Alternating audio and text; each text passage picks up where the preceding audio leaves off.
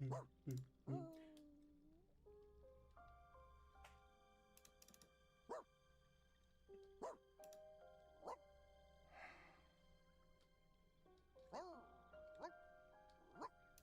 how's it going, Spawn? Welcome in, dude. How are you doing today? Water, welcome in. How are you doing today? Julie, welcome in as well. How are you doing today? Christian, welcome in. Christian, you even after all this time, you still don't like this game, dude. Christian, I thought by now you would have warmed up to this game or something. I can barely hear you. Oh, really? Turn up the volume. You should be pretty loud. Wait, hold on. Yeah, the volume should be pretty loud, dude. Why am I not getting notifications? Good question. I'm not sure. Am I getting notifications? I guess I wouldn't get notified for my own stream, would I? For, you mean Discord notifications or YouTube notifications? I'm not sure. That's a good question. I am not sure. Hey, why I get told I'm a mod on the ship? Christian, do you not want to be mod anymore? Ring me that pickles. Pickles. Okay. Julie got one. Julie, was that Twitch or YouTube? Oh, never mind. My volume was down. Nah, you're good, Spawn. Don't worry about it, man. I thought so. And weirdly good looking Robo Mommy. Oh my god, dude. Oh my god, YouTube. Yeah, I'm checking my YouTube, but I don't get one either. But maybe that's because I obviously it's my channel, so I don't think I'd get any in the first place. Would I? I don't know. Somebody care to elaborate on that? Has anybody tested that before? Do you get served notifications for your own channel? Probably not. I'm guessing. I'm guessing no. Oh, Julie said Discord. Okay. Well, yeah, the Discord ones work. The Discord notifications, they work pretty well. Just like the YouTube ones don't seem to work all that well sometimes. Like Water said he didn't get one today. Yeah. Let me just collect my stuff here. Any trust? Ooh. Did I get max trust? No? Oh, no max trust yet. What? 79. Oh. Wait, yeah, Paper Heron is max trust. Wait, is she assigned? Oh, yeah, she is assigned. Yeah, Paper Heron is 100% trust. Okay, so we can get rid of her. You can go away. You already maxed trust. We don't need you here anymore. Just no fin. Tooth Fairy. I guess Tooth Fairy. YouTube. Hey, this game I haven't played this since I launched pretty much. Kind of just did a challenge run, only using units directly given to you to clear stored content at the time and then stopped. Oh, when it launched? Dude, wasn't that like 3 years ago? That was a while ago, bro. Jeez, you're taking a big break. Hey, Buzzy, what's up, dude? How's it going, Buzzface? How are you doing today? Okay. So nobody else on our wilderness is max trust, which is good. A lot of them are getting pretty close, but not quite there yet. Okay, cool. Anyway, just wanted to check that.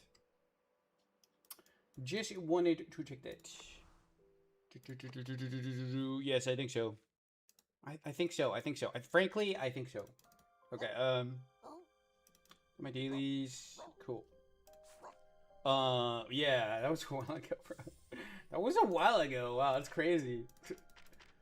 I only had 4 units to use, I think. Which one? Sonetto. I'm guessing Sonetto. Sonetto, Apple. Who else did they give you? I forget. Sonetto, Apple, and I don't remember who else. Regular? No, they don't give you Regulus. Regulus is a paid unit. Apple, Sonetto, Leilani, and Eagle. Leilani? Who the frick is that? Oh, yeah, that's right. Now that's coming back to me, Eagle. Okay, yeah, that makes sense. That makes total sense. Dude, honestly, the story content in this game isn't that terribly difficult. I feel like that would be possible. Apple, Sonetto, Leilani, Eagle. I mean, the only thing you might have trouble with is like adverse stages, maybe. What I feel like it's been 1999 for more than a year. It has, dude. It's in the universe of this game. The whole lore of this game is that the world has never advanced beyond 1999. Like as soon as the time gets to 1999, time reverses back. It never gets past that. So yes, that's lore accurate, dude. It's possible at the time. It probably, dude. Honestly, I feel like it's still possible. This game is not that challenging. Gioni, what's up, dude? Gioni, how are you doing, man? How are you doing today, Gioni? Jack, I have the translate thingy. Which one, Water? You have a translate thingy? Like on YouTube or which one? Dinosaur? Dancing dinosaur? I have a very bad night. Oh, I'm sorry. What happened, Gioni? Do you care to share? Is there anything I can do to help? YouTube? You mean like the YouTube chat thing? How did you get that? I thought only I had that. Yeah, dude. I thought only I had access to that. yeah. Well, like it translates all the YouTube chat messages to you, for you. That's cool. Well, enjoy it. I got my school scheduled today. Oh, Christian, is it good, bad, mid, average, excellent? Someone says something in Spain or something. Yeah, I think the derpy dinosaur did. The derpy dragonair did. Pretty made. Oh, I'm sorry to hear that, Christian. I'm so sorry to hear that, Christian. Barely any classes with friends. Oh man. Well, I mean, I feel you can't really talk with friends in class anyway. So I honestly don't think I don't mind that, because then you can like focus on like the schoolwork and like paying attention in class, and you don't get distracted. I wouldn't mind that. There was a video that will pass Baby Shark in views will be up. I'm guessing something with like Mr. Beast. Something Mr. Beast related. It translated his message. Yeah, I mean, although it was pretty much already like translated in my opinion. Yeah, the message that Dragonair said earlier was like translated from Google Translate, but it was pretty much already translated anyway, so it's kind of a waste. Gianni, the storm, it was raining and lightning. I got a warning on iPad. It was very loud. The sky's red, light switch something. Oh, yeah. Did your power go out, Gianni? Dude, I hate thunder. Well, I don't hate thunder. I hate lightning. Thunder is not so bad. Thunder is kind of comforting in a way. I do. Well, now you'll be able to pay attention in class more so than before, you know? More so than you were before. Okay? Okay. I guess so. Do do do do do do. So what are we doing today? Today we're going to be doing the story and stages for the Polymerized Dreams event. I started some of it a bit ago because I wanted to do some of the stages. Like I wanted to farm the currency, like the event currency for the event. So I already did some of them on my own, but only like 4 of them. The rest of them I haven't done, and I haven't really paid attention to the story that much. So we're gonna do the story today. So I'll be just reading the story. We'll be doing the story today and the stages, except for the stages I already did. We won't do those again. But everything else, yes. That's kind of the plan for today. By the way, cool Giratina avatar. Whoever's got the Giratina avatar, I like it. Very cool. Very nice. Giratina origin form. Is that scaled? We need to scale that. It's a little too small. Yeah, Giratina avatar. It's a little bit on the small side. It needs to be a little bit bigger. Tiny Tina. It is origin form. Origin form looks way better than the other form, whatever the normal form, whatever the other form is called. I do like this form a lot better. I have PE in the morning, bruh. Oh my god, dude, that's the worst. I hated that, dude. I had that too my freshman year, Water. The absolute worst. Terrible, just terrible. Angry Poke. Yeah, you're tuning Satan. Wait, is it? Hold on. No, I can't even tell. Okay, yeah, it is. Never mind. I was like, wait, is it actually origin form? But yeah, it is. My Mr. Beast most viewed video only has 1.9 billion views. That's like 7.6 times less than Baby Shark 17.1 billion.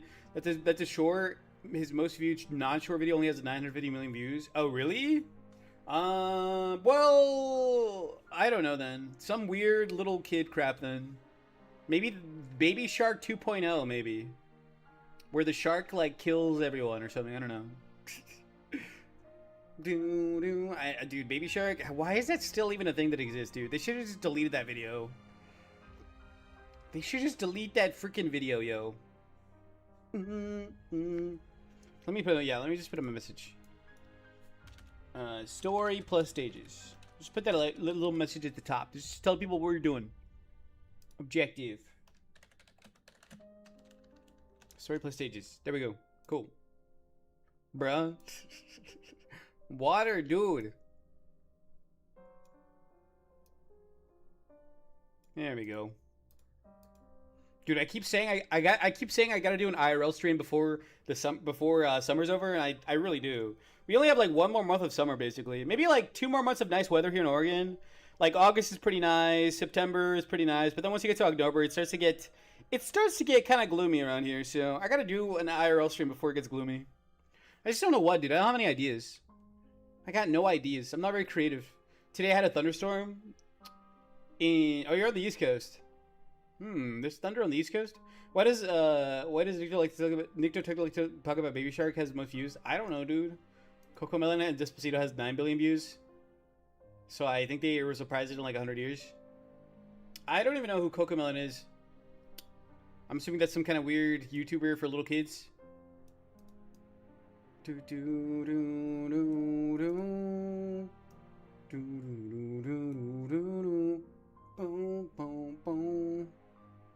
I think so. I think so.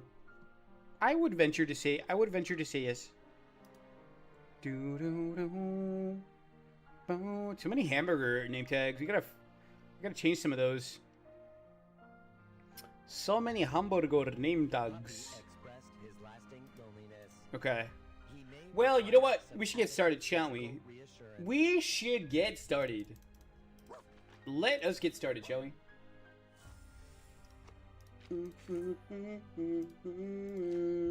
Okay, so yeah, we're doing Polymerized Dreams, the event. We're gonna start. We're just gonna start at stage 1, even though I already did some of the stages, like just like 4, I think. Yeah, I already did 4 of the stages. So we'll skip the stages for those, obviously, but we'll continue with the story. The music for this is also pretty good too, by the way. I recommend you listen to the OST for this event. Okay, number 1.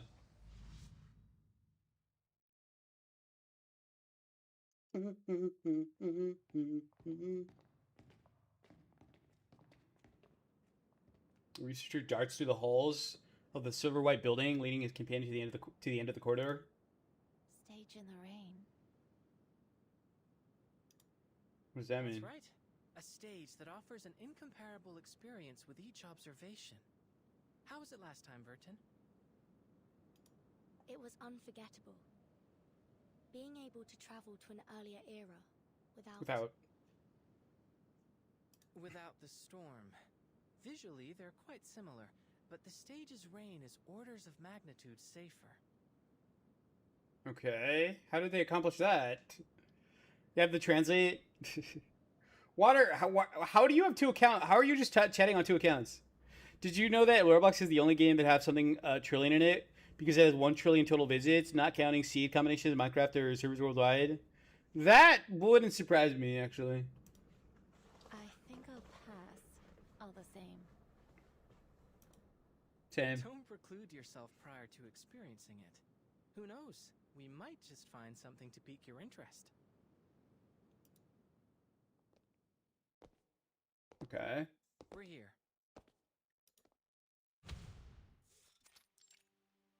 Lawrence Lab? A whole new world with an untouched, uninterrupted history. I'm looking forward to observing the effects of our interference as they ripple outward into their world.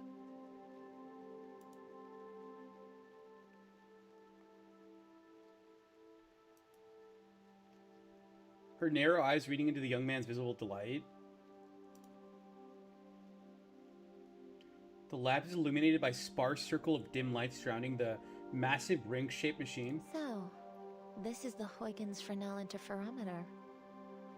I can't pronounce that. I'm sorry. I'm not gonna say that. I'll just say the inter device. Correct. It allows us to observe an entirely different world using only our minds. The stage in the rain. Oh, it allows us to observe an entirely different world using only our minds? So it's not real. It's like an illusion. And for Roblox, that's easy because there are many games with more than 1 billion visits. Well, yeah, dude. Although, how many of those are bots? That's a real question. As Virginia steps forward, inspecting the colossal structure up close. If you'd like a more thorough introduction to the interferometer, I have an observation guide here for you to peruse. Thorough introduction. Observation guide. Oh, hey, it's Ray. What's up, Ray? How's it going, man? Ray, I don't normally see you on Mondays. This is shocking to me, bro. You're almost never here on Mondays. What's up, dude? Water says combined plants against zombies.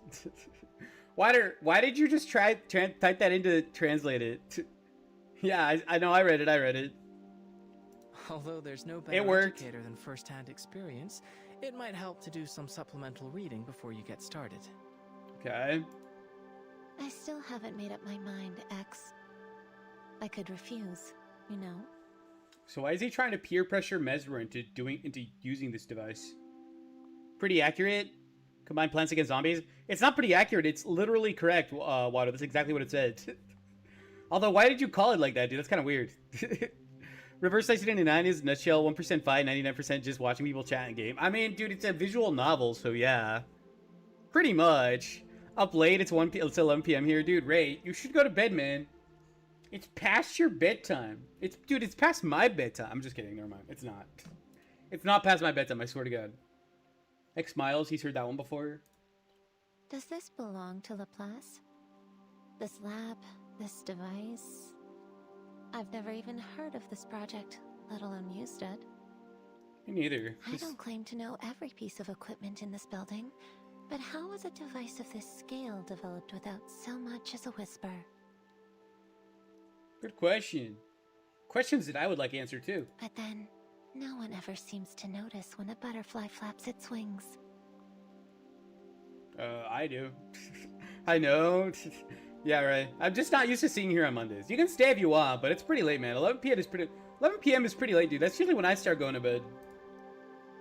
Your pretense for inviting me here was to help you monitor how this stage affects brain activity.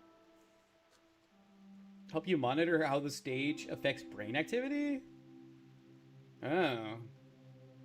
I guess, yeah, I'm assuming it hooks into your consciousness somehow. That much makes sense to me, given my research on artificial somnambulism. But if I join this project, will it be for your benefit, or... Ray, it says I'm outside? Wait, why are you outside at 11 p.m. at night? What could you possibly be doing outside? Like, then making a story in a game, it's a story. It's the most dumb way to do that. No, it's not, dude. You're just being simple-minded. My apologies for arriving behind schedule. Lucy's back. The clang of high-density metal striking the floor echoes throughout the room as the awakened approaches. Madam Lucy. Is this before or after she got canned from the Foundation? Oh, this is an unexpected variable. Nerd. Conversation shifts immediately to the arrival of this unexpected guest. Forgive me, X. I was the one who invited Madam Lucy. After our last experiment, I shared some of the details with her. Make it a book, dude. I'm pretty sure. I mean, it's basically a book, just like a digital one. It's nice outside, dude. I mean, are you like at least close to your house? Hopefully. Water says I have translated. Let me translate some words we saw in YouTube videos. Sure. Make sure they're not Using sus. chaos particles and the observer's consciousness to simulate a hyper-realistic space. Chaos particles, consciousness. I would be remiss not to participate in such an experiment, given its potential to elucidate the inner workings of awakened consciousness. Okay. Oh, you are? Okay, that's good. That's good. So you're not too far from home. Digital book, name me a more useless... Dude, it's like a comic book, only like digitally. Oh, you're on your deck. Oh, okay. Gotcha. So you can go inside whenever you want. Yeah, turn on your porch light. This research presents a wealth of opportunity, not just for a single person or project, but for all of Laplace and researchers everywhere. Okay, how so? Her welded metal face scans over the machine, light pulsing from her optical array, a means of expressing thoughtfulness. Webcomics? Yeah, dude, webcomic. Exactly, there you go. Yeah, did my alt message come through, or did I get... no, it didn't come through. Why is Lucy like that? Water, dude, why not? I couldn't go far if I can talk to you. Oh, right, because of the Wi-Fi. Like, your Wi-Fi will die if you try to go too far. Yeah.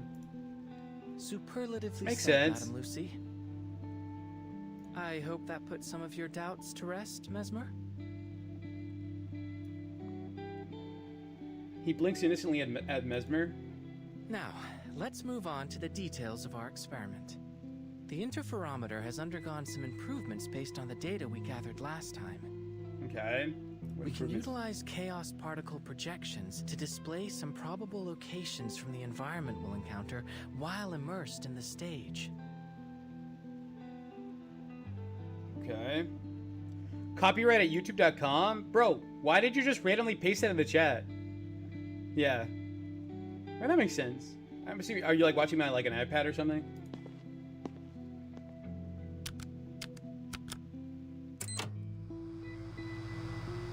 X activates the interferometer's console. Soon locations flash across the screen. A plaza, a laboratory, a bedroom. The iconography suggests it's somewhere in the Soviet Union, but the technology seems wildly different from our own timeline. It would be more accurate to think of it as a potential version of it.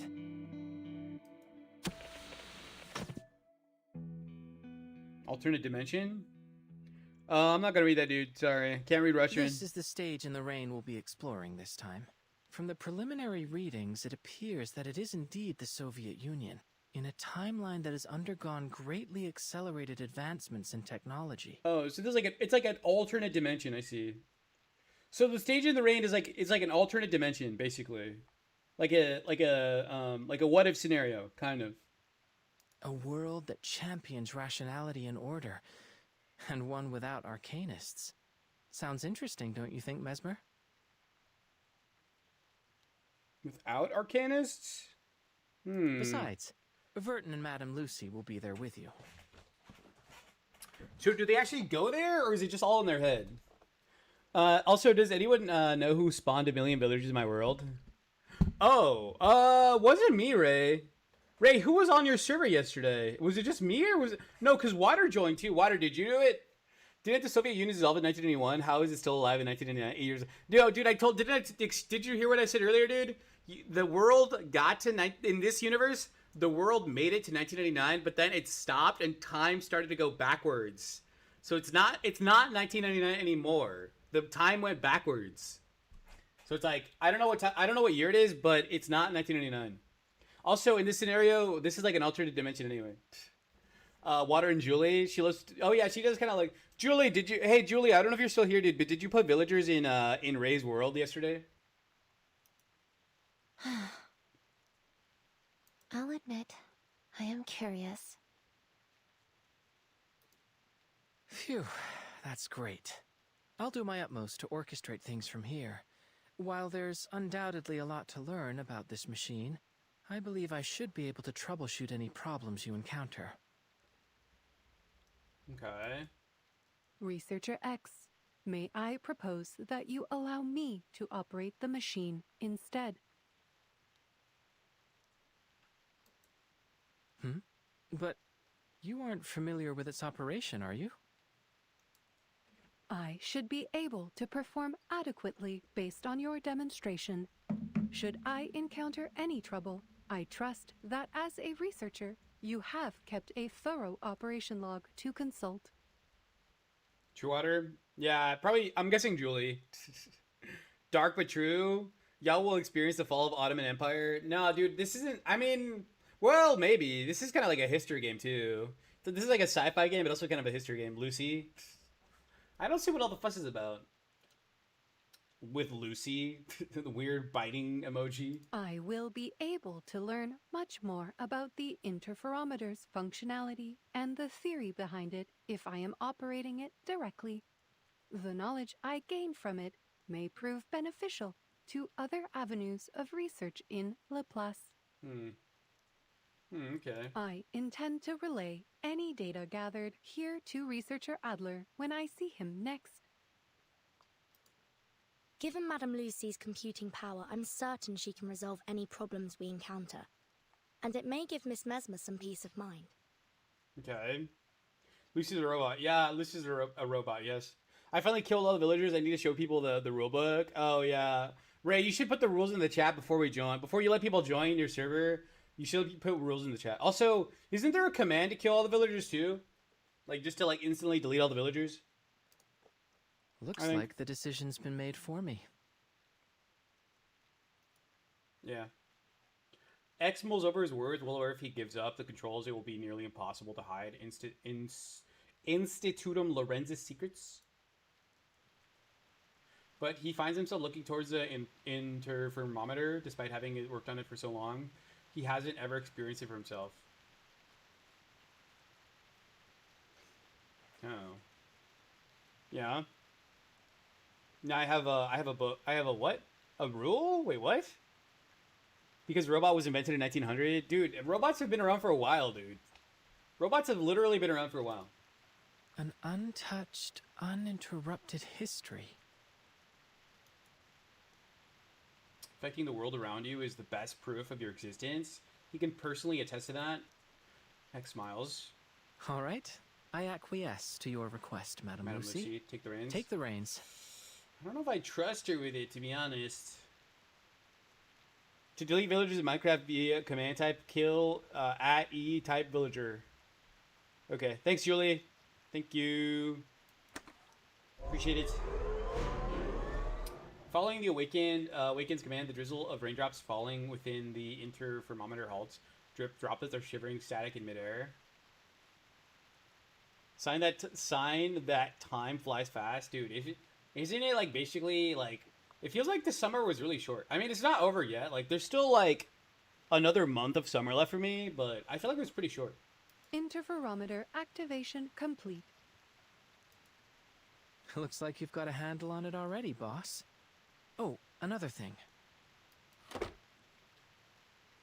X pulls out a communication device resembling a pager.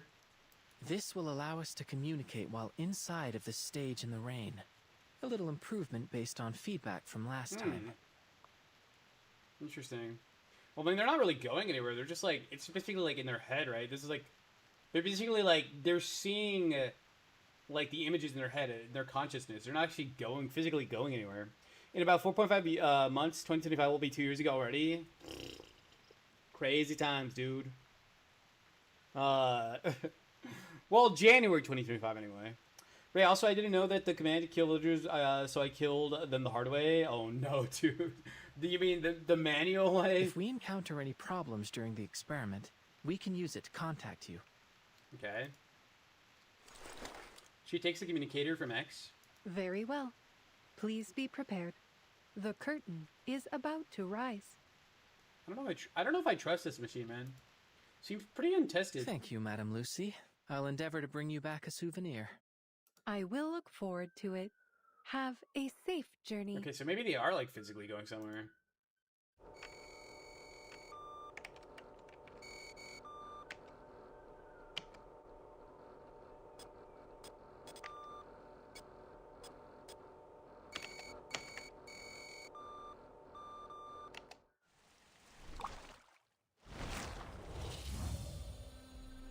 Ooh, that's cool. That looks cool. Okay. Alright, well that was chapter 1. Then chapter 2, breathing a different air. Ray, you should have made me an operator in your world, says Julie. And this music rocks. I like this music, I don't know why. It just sounds good. I didn't have time? Fair enough. Plus, it is his world, too. Dun, dun.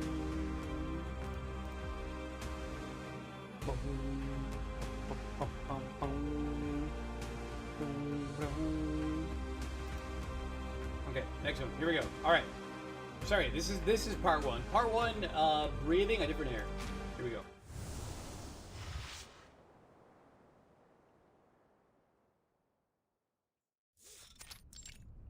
The maglev train glides along the thick track, feeling almost as if it were weaving through the air within the carriages of vortex.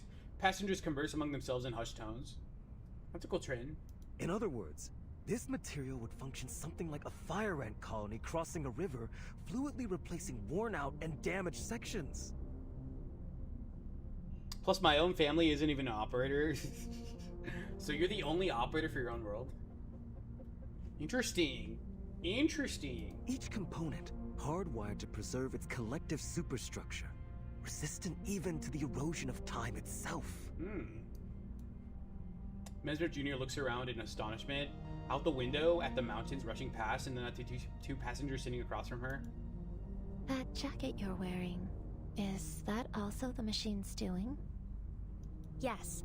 Sometimes the interferometer automatically modifies our clothes to help us blend in with the world we've entered. Sometimes the interferometer automatically modifies our clothes to help us blend in the world. Oh, okay. So it's kind of like being like a freaking like being an angel or something. Like, oh no, I just took the form of something you recognize. I don't normally look like a human, but I just took the form of something familiar to you.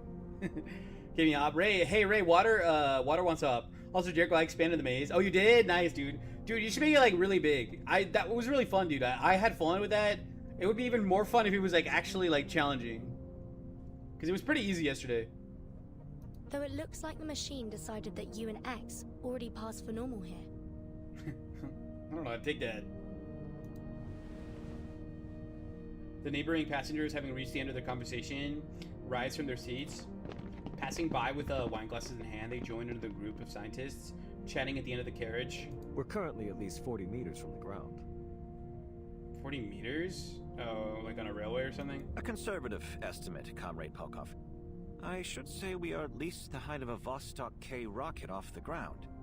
And that's if we include Comrade Gagarin standing on the module.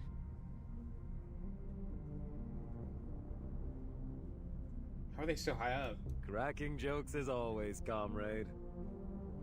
Not sure. Well, it's up to you, man. It is your server after all, so you make the final decision. Hovering robot whizzes over X's head with a glass of wine and stops next to a scientist. It dutifully passes the glass down and then zips back. I have to say, it's an unusual circumstance when being dressed as a Laplace researcher renders someone more inconspicuous.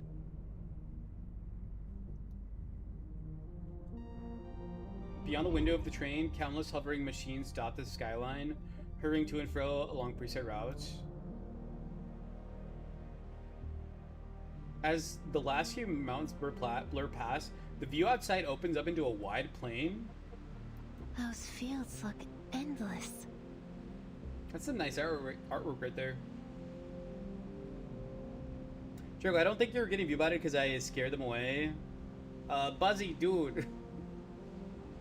Buzzy, bro, how do you explain that screenshot I sent you earlier then on the Discord? Explain that. Waves of gold span across the fertile plain, stretching far into the horizon. It seems so peaceful.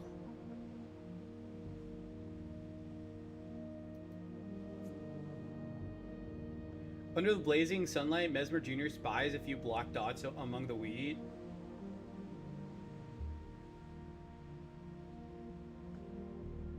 Oh, they even appear to have farming robots.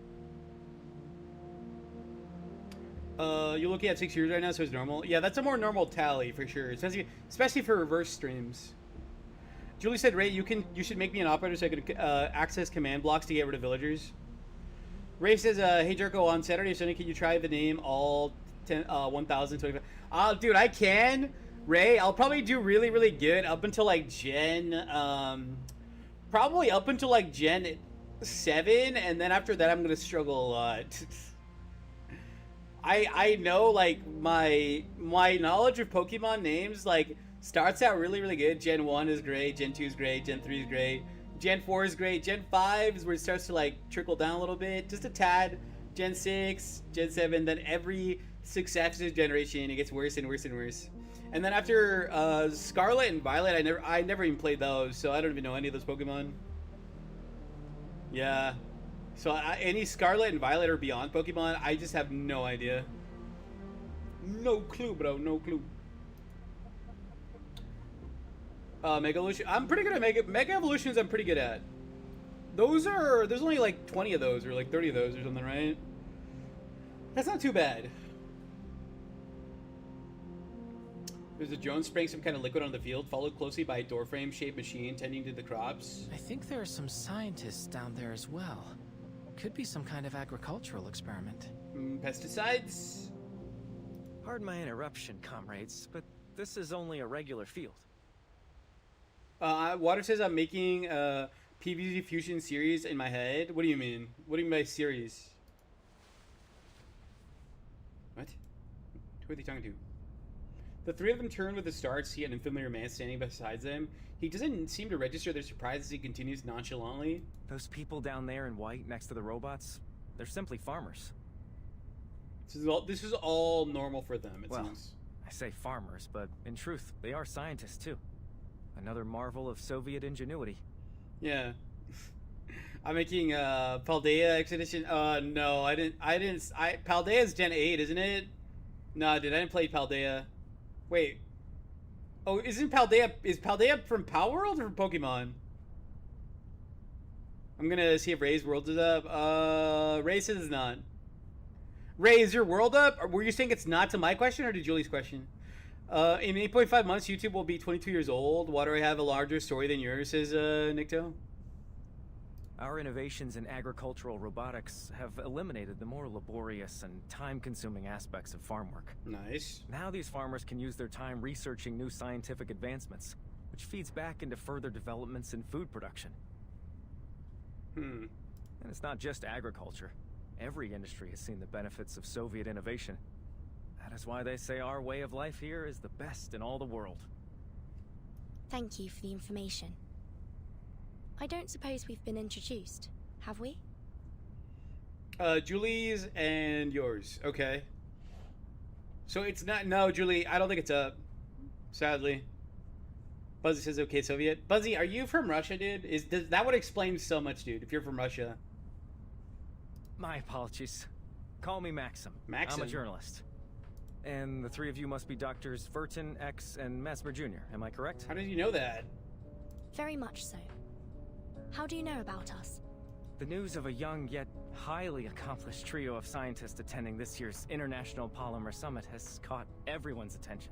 Oh, so the machine invents backstories for them in the world or whatever? It doesn't take a genius to see you three are the only ones on this train that fit the description. Saying all that, I'd be grateful if you would allow me an interview. Buzzy says, yo, that's me. Is that what you look like in real life? I would have never guessed that. The young visitors exchange glances. Finally, X speaks. Certainly. As it happens, we could really use someone who could introduce this place to us. We don't know much about where we're going or what's been happening here in the Soviet Union. That much is clear. Where should I start? Oh, of course. Let's start with Collective. Collective? Water got real quiet after I said that. I'm on it at 1 to 3 p.m. normally. Okay, so that's Eastern. Wait, that's even more than Eastern time. That's like freaking like Eastern time +1. Cause Ray, you're 1 hour ahead of Water. So like you're like 4 hours ahead of me. So yeah, Julie, basically just whatever time it is in Eastern, just add 1 more hour to it. So Ray is on at between 1 p.m. and 3 p.m. All the robots you see are controlled by the Collective Neural Network, which ensures their labor is never wasted. Who would have thought that robots would become our closest companions? Honest, stable, graceful, calm. They give each and every comrade their undivided attention. With these robots as our foundation, Soviet society began to progress at a relentless pace, maximizing production, removing oppression, increasing everyone's leisure time. A true utopia. Everyone's so happy. You just Too like an... happy. It seems almost as if we've forgotten The utter misery. the utter misery we went through not so long ago. Is this guy a proponent of like AI replacing humans or something? I'm a master writer of the community. No, dude, I'm probably a better writer than you are. No offense, dude, but I'm a pretty good writer too. Yeah, sure, bro. I'm literally pitch black outside, dude. Why are you still outside, bro? Aren't you getting like sleepy, dude? You mean... Buzzy. The plague, yes. So many of us today choose to focus on our happiness and the bright future ahead. It's as though we've already forgotten about them. People that died during a plague, some kind of like pandemic or something. Jerko, I'm also a master writer. Buzzy, send me some of your writings, dude. I'll take a look at them and see how good of a writer you really are. Nah, dude, I'm just saying, dude, 11 p.m. is pretty late. The ones who delivered us from those dark times. Those who experienced true misery yet strove to lift us into this new age. They aren't here to enjoy any of this. Is that fair? It's not. The young visitors glance at each other, apologetically looks on their faces. Buzzy says, "Maximum, I'm sorry, but I don't really care because we're all happy." Buzzy, dude, Buzzy, you're like the definition of bread in circuses right now.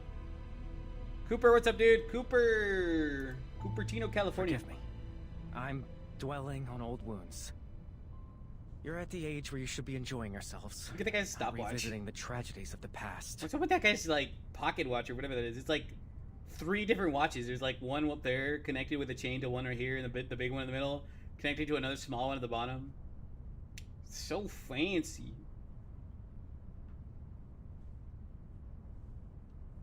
Maxim attempts to regain his composure as he shifts the topic.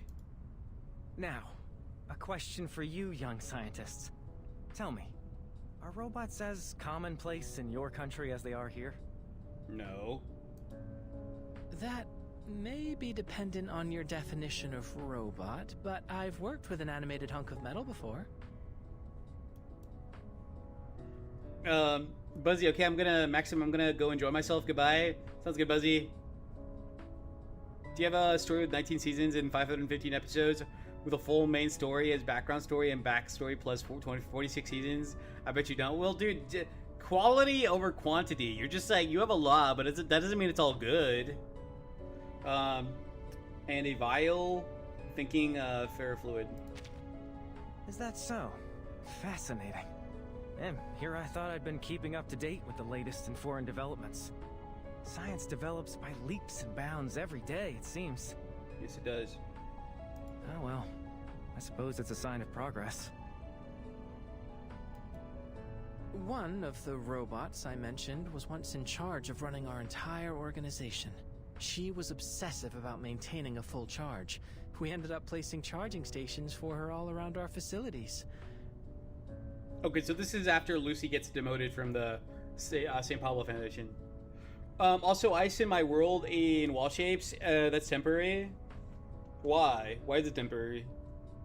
Taco Bowl or $1 million, but you can't stream anymore. Are you asking me to pick between a Taco Bowl or $1 million, but I can't stream anymore? Can I still upload YouTube videos if I don't stream? Would that be doable? Genre: magic, fantasy, power, drama, etc. But I don't see anything like that. I mean, it here. depends how good it is, though. It's gotta be good. It can't just be a lot, dude. It's gotta be good, too. Does that mean you don't have access to Dr. Sechenov's polymer in your country? It's not. It's revolutionary here. People say it saved our entire way of life. Polymer. Simply put, it's a programmable liquid material. Oh, interesting. It's the primary topic of the summit. I'm certain you'll come to fully understand everything about it once you arrive. And, of course, you'll get to see another of Dr. Sechenov's prized inventions. The twins. The twins. No, it doesn't sound good. I get the feeling you don't share their enthusiasm. Oh, I did not mean to imply anything anything negative. It's an outline. Oh, okay. Okay, that's fun. No vids, no shorts, none of that, but you can watch stuff and that's it. I mean, I like streaming though, but I also kind of like $1 million. That's a hard one, dude. I'd have to think about it for a little bit. That's a tough one. Is a girl from another universe that has a world controlling powers fight another god? That sounds good. Dude, that's like that's literally Rick and Morty. Taco Bowl? I do love me a Taco Bowl though. Taco Bowls are pretty good. I should learn to watch my tongue. I fear my lack of expertise may end up confusing you. Okay. We will soon arrive at the summit. I advise you to take the opportunity to experience our country's scientific achievements for yourselves. But To answer your question, Dr. Sessionov's team developed a kind of functional hydrogen cell. Stable fusion reactors in a polymer casing. That is what allows the robots to function without constant recharging.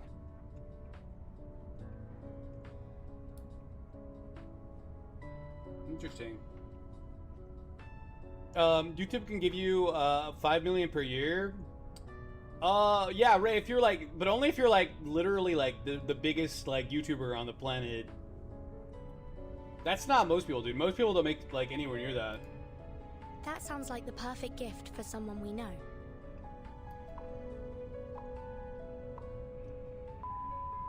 Attention passengers, the train is now arriving at its final stop. Please collect your vehicle activation code from Rafik, and a turbine will transport you directly to the site of the International Polymer Summit. Nice. Rafik? That would be the robot bartender.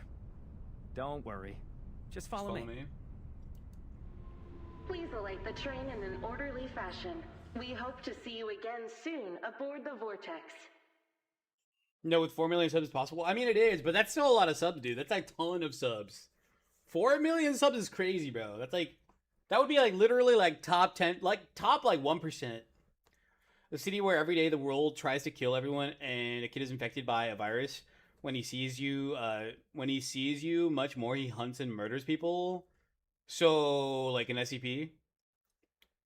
Drago, say if we had a $2.99 pack of 6 all Boston cream donuts today. Easiest purchase of my life. $2.99? Oh, were they old and crusty though? Only if they were fresh. I'd buy them only if they were fresh. I only like fresh donuts, not old and crusty and stale ones. The maglev train comes up to a steady stop. As the young visitors follow the crowd of scientists moving towards the exit, they spot someone struggling to stay upright in the queue. Is that scientist drunk? Apparently. Who is it? Who is the drunk one? In front of them, there's a scientist slumped against his friend. His eyes are unfocused, and his words slur together. What about Stoke Twins, 131 million? They probably make more than that, huh? Hey, Jordan, what's up? Jordan Hill, you just started the story? Yeah, I did, Jordan. Yes. I did some of the stages earlier, but yeah, I just barely started reading it today, yeah. Pretty much, yes. They're like 12 hours old, dog. They're still fresh. I mean, the thing with donuts is they get stale pretty fast, though. When he sees too much gore. Dude, isn't that like the SCP Shy Guy you're just describing? Dude, are you just ripping off SCPs at this point? Kids? Why are these kids here? How old are you? How old are you? He's definitely drunk. No one told me we could bring our families to the summit. Or did we get on the wrong train and now we're headed to a young pioneers camp? Comrade, I think these young people are scientists like us. Scientists? Them? Do Russian people like drinking alcohol? That's a good question. At least we had the good sense not to drink ourselves silly before an important conference. Did she say that or think that? Young people these days. Always in a rush. You should be at home enjoying the summer. Playing on the swings. You're being impolite. Our companions are waiting outside. Come with me. He cuts off the rest of the man's ramblings and stumbles towards the exit while supporting his drunken friend. X runs up to them with an apple in his hand. Hold on. Why don't you have some fruit? He looks like he could use it. Does fruit help with a hangover? I don't think it does. Physics to Infinity was inspired by episode 4 of Murder Drones, where Yuzi kills 6 kids her age.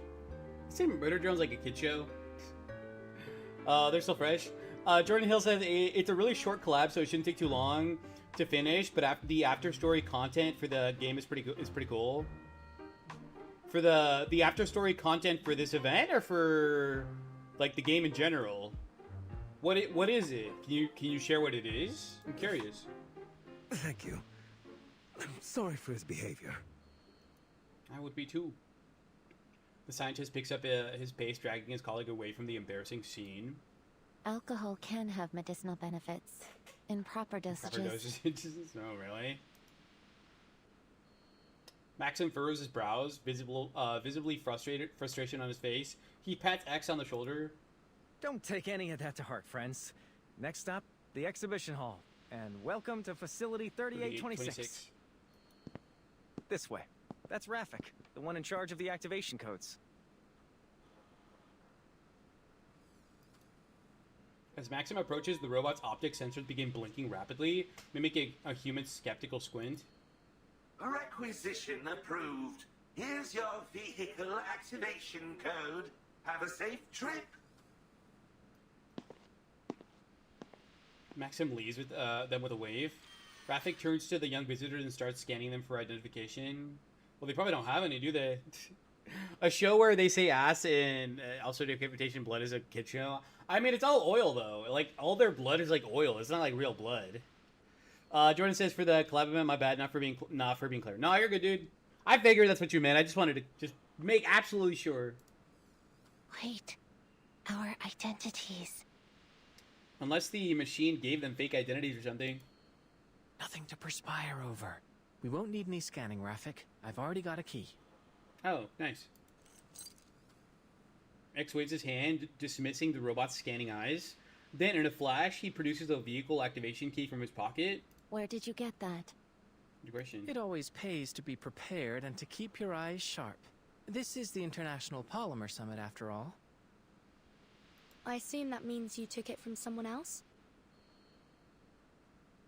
Wait, when you gave them that fruit, did you? Oh, he stole it from them? Shh. All I did was facilitate a hands-on experience in the importance of politeness. Okay. They're gonna come looking for it. Please have a safe trip. For the Ray says see ya for now, maybe Tuesday. All right, Ray, see you later. Ray, tomorrow's Tuesday. A human gets decapitated in episode 7 and Sin skin Tessa James Elliott alive and wears her skin. Dude, it's a robot though. They're all robots. There are no humans in that show. Please secure your seatbelt. We wish you a very pleasant journey. 6 steel cables shoot out from the bumblebee and attach to the turbine, lifting the vehicle into the air. If I'm not mistaken, our conference venue is on some kind of floating island. Fascinating. That's cool. Come on, why don't we check out some of the local music? Thank you for tuning in to the Polymer Exhibition Hall audio guide. You are currently departing. This place really is like what the prediction indicated. A world that champions science, rationality, and order. Wouldn't you agree, Miss? It's a cool visual. I think you might like it here after all. Think of it as a paid vacation. I won't deny the appeal, but since I'm here with you two, I'd call this a business trip at best. I propose we look at it as an academic exchange, the kind with complimentary refreshments, featuring the illustrious Dr. Verton, Dr. Mesmer Jr., and Dr. X. I think I'm the only one that feels out of place here. Doctors? Well, here's to a pleasant trip. So who are the collab characters exactly? Why is the animation style actually really satisfying? I agree. Yeah, it is. The art style in general and like, yeah, the way that it's animated, it's really nice. I do like it. I like it a lot. Okay. I think we're on 2 now.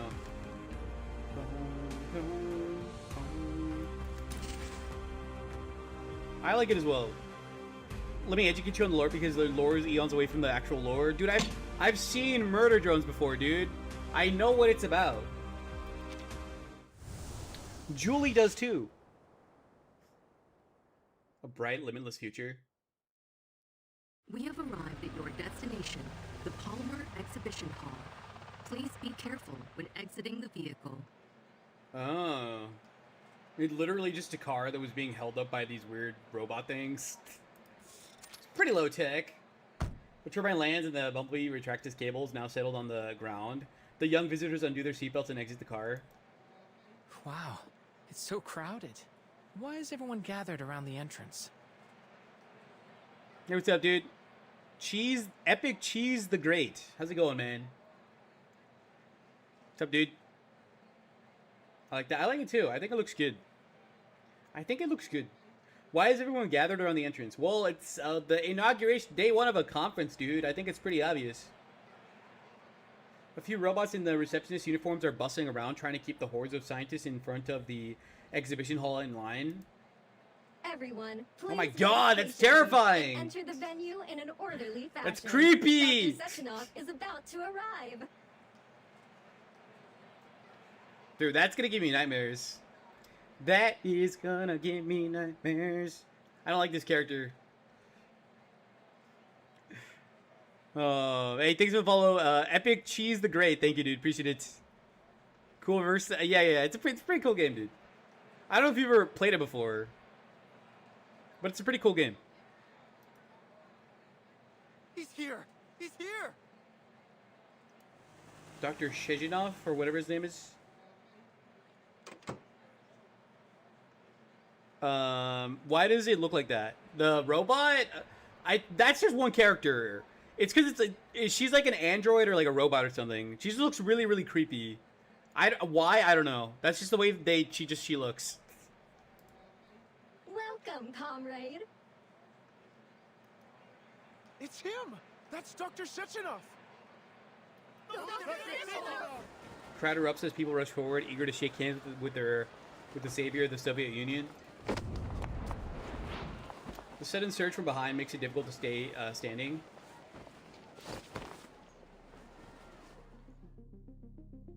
That's the doctor? What? That's a robot. Please be careful. A pair of powerful metal arms catches the body and keeps it balanced. Thank you. It is good that you were unharmed, comrade.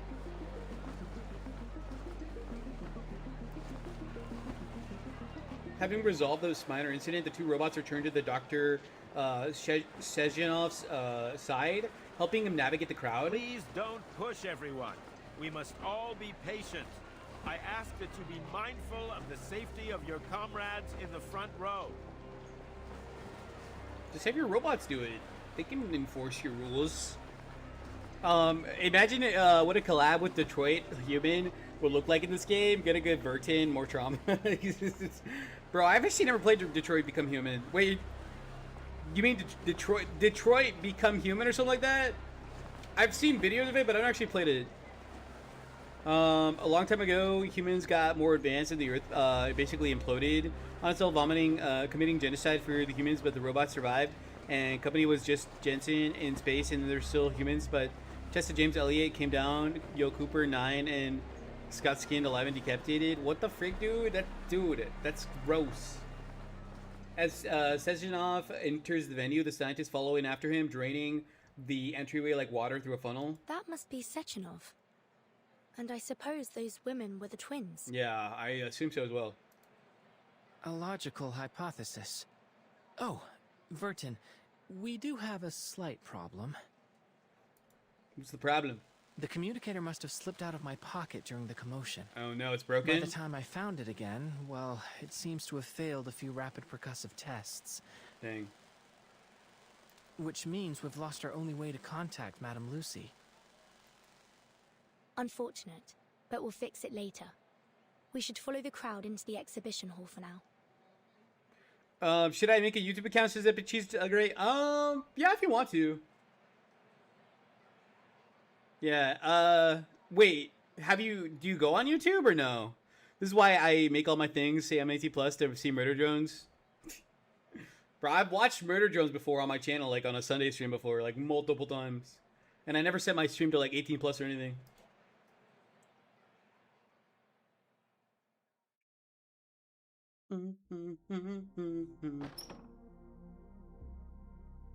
Interesting art style.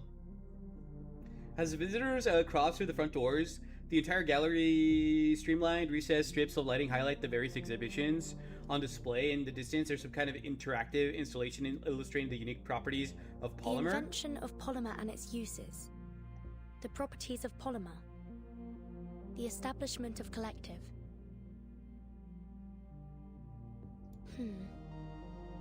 Where should we start? Good question. Let's start with the closest one. This is like interactive. Oh, it is interactive. Hello, I dear think. comrades. Maybe? Welcome No? to the Polymer Exhibition Hall. I will be your guide. You may call me Tereshkova. Tereshkova. Please allow me to All Russian introduce you names. to the remarkable history of polymer. So what does Polymer do exactly? What does it do? What is the whole shtick? I guess we're about to find out. In 1936, in seeking a form of liquid data carrier, the brilliant Soviet scientist Dr. Sechenov, influenced by the qualities of heavy water and silicon, created a substance that became what we now know as polymer. Utilizing polymer's unique electrochemical properties, comrades Sechenov and Filamenenko invented the first Soviet polymer hydrogen cell in 1939, paving the way for tremendous advancements in the field of robotics. Okay. 1939. Interesting year. That's what Maxim was telling us about, wasn't it? I'm sure Madame Lucy would love to get her hands on one. Well, yeah. She doesn't have to charge ever again. However, in 1942, a terrible disaster struck the Soviet Union and the entire European continent. The plague? The plague. By the end of this unprecedented outbreak, over 150 million had perished. Okay, so yeah, this is like some kind of alternate timeline. In 1942, a terrible plague struck the European continent. 150 million people died. Julie, by the way, should I transfer my YouTube currency to my Twitch currency? I would, Julie. Well, just do it to whatever account you use the most, Julie. Okay, I just made my account on YouTube. Nice, Epic Cheese. Epic Cheese, have you seen my channel before? Or are you new here? Interesting. 150 million. That would make it one of the deadliest outbreaks in human history. Make it like the deadliest outbreak, no? Oh, how do you have a nice 690 subs with only 5 watching? Oh, Epic Cheese are great. It's because the Reverse 1999 is like one of my less popular games I cover. So yeah, these streams always kind of get like the less amount of views for my channel. It's pretty normal. I'm kind of used to it. Yeah. Not a very. It's a fun game, but not that interesting to watch. Gave their lives to combating this plague, sacrificing themselves to prevent further death. That sounds familiar. I wonder if that's the tragedy that Maxim mentioned. Yeah. Cat made 2 minutes ago, so new to YouTube. Yeah, he was on Twitch earlier, but he decided to come over to YouTube instead. So welcome to YouTube. Welcome to the red world. Not the purple world, the red world. We will always remember their sacrifice, just as we honored Dr. Sechenov for once again coming to our rescue. It was his polymer that formed the basis of redemption, the vaccine that proved instrumental in stopping the transmission of the disease, saving the Soviet Union from ravages of the plague. The redemption? It was the polymer that formed the basis of the redemption. The vaccine that proved his influence in stopping the transmission of the disease. Interesting. Pretzel thinks I'm Cheese the Great. No, Cheese the Great was literally on Twitch a second ago. He was literally on Twitch. Of course, with so many having succumbed to the disease, the Soviet Union turned to further developments in robotics to meet labor demands. Plants vs. Zombies, Plants vs. Oh, is that water? That's gotta be water. Water, is that you? It's definitely water. Now that you said that, that's definitely water. Before long, new advanced models of robots made up a significant portion of our labor force, helping to deliver a new age of prosperity. Is that what you've been aiming at with all of your critter experiments, X? In order to fully optimize our robot's production power, Dr. Sechenov led a team of scientists to develop and launch Collective 1.0. This revolutionary system unified all of our robot assistants under a single vast neural network, ensuring maximum efficiency. Sounds kind of dangerous. You said interesting new account, usually tracking it's an Ictal. I mean, it's not. Gloomshroom is a very good tower. Also, I just like well, there's another guy on my channel called Water who also really likes Plants vs Zombies, and he was talking about it earlier, so I thought that was you. I thought it was you because Water was talking about it earlier.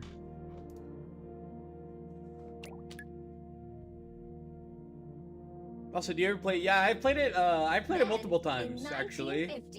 Dr. PVZ, Sechenov yeah. astounded the world with yet another development.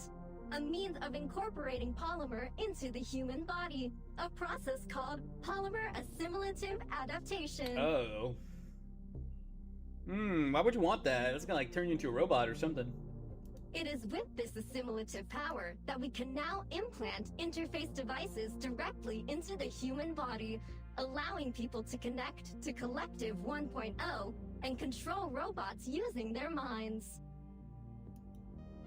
This technology holds the potential to establish a shared database of human minds, granting humanity unprecedented access to knowledge. This was pretty dangerous. And we are proud to announce that this potential will soon be realized with the coming launch of Collective 2.0. So basically, you can connect your mind to the like the unified neural network with this polymer stuff. To an entire neural network. Yeah, in an no. instant. It's a daring vision. It's a daring vision, and it sounds pretty dangerous. I would be cautious. There's no telling what that kind of process could do to the human brain. Right. Well, that too. Good point.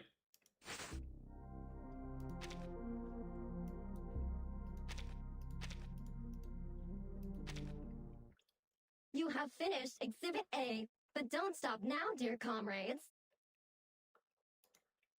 Please proceed to the lecture hall, where Dr. Sechenov will soon personally demonstrate the power of Collective 2.0. Okay.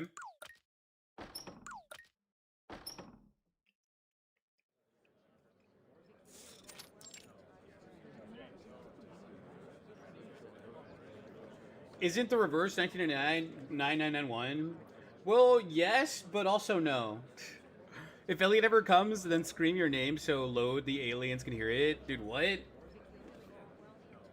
The young visitors are swept up in rising commotion, people moving into the nearby lecture hall. They're at the center of the crowd as Dr. Sechenov standing above them at the podium. Many scientists are already seated, talking amongst themselves about the exhibits. The young visitors shuffle into the back row. Huh? Is that Maxim? Probably. I mean, he was coming to this conference too, so I assume he would be there. As Menzer Jr. turns to get another better look, she sees a stern man in a suit and tie enter the hall. Hey, Biwa, how are you doing today, Biwa? I'm doing great, man. I'm doing great. It's Monday, but I'm doing great regardless. When Dr. Sechenov spots a new arrival, he gives the man a pleasant yet confident welcome. Behind the two men, Maxim raises his camera and presses shutter button. Snap, snap, snap. The camera fires off a series of flashes. I would be fuming for a good PvZ fan game. What about, have you tried like the mods, like PvZ 2 modded, like Reflourished or Altverse? I must thank you for coming, Comrade Molotov. Molotov? Wow, what a generic name. A little bit lazy on the naming. Leg day at the gym today? Nice. Did you already go, or are you going right now? Today is an important day for the Soviet Union. I wouldn't miss it, Comrade Sechenov. Sechenov and Molotov shake hands in a flurry of flashing lights as journalists rush to capture the moment. Molotov's here? It's hard to believe after all the bad blood between them. Interesting. He's gonna try to assassinate him. Also, what time zone are you in? Oh, I'm in Los Angeles time. Yeah, if you just Google Los Angeles, California time, that's my time zone. I'm in the gym now. Oh, nice, dude. Nice. Nice, man.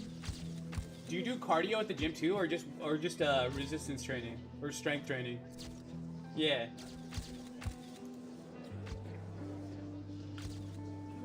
The meeting between the two men causes an immediate ripple in the crowd. Sechenov returns to the podium to face the frothing sea of whispers. He raises his hand towards the audience. Little by little, the rippling settles. Thank you. First off, I'm very honored to have so many preeminent experts from every scientific field in attendance today.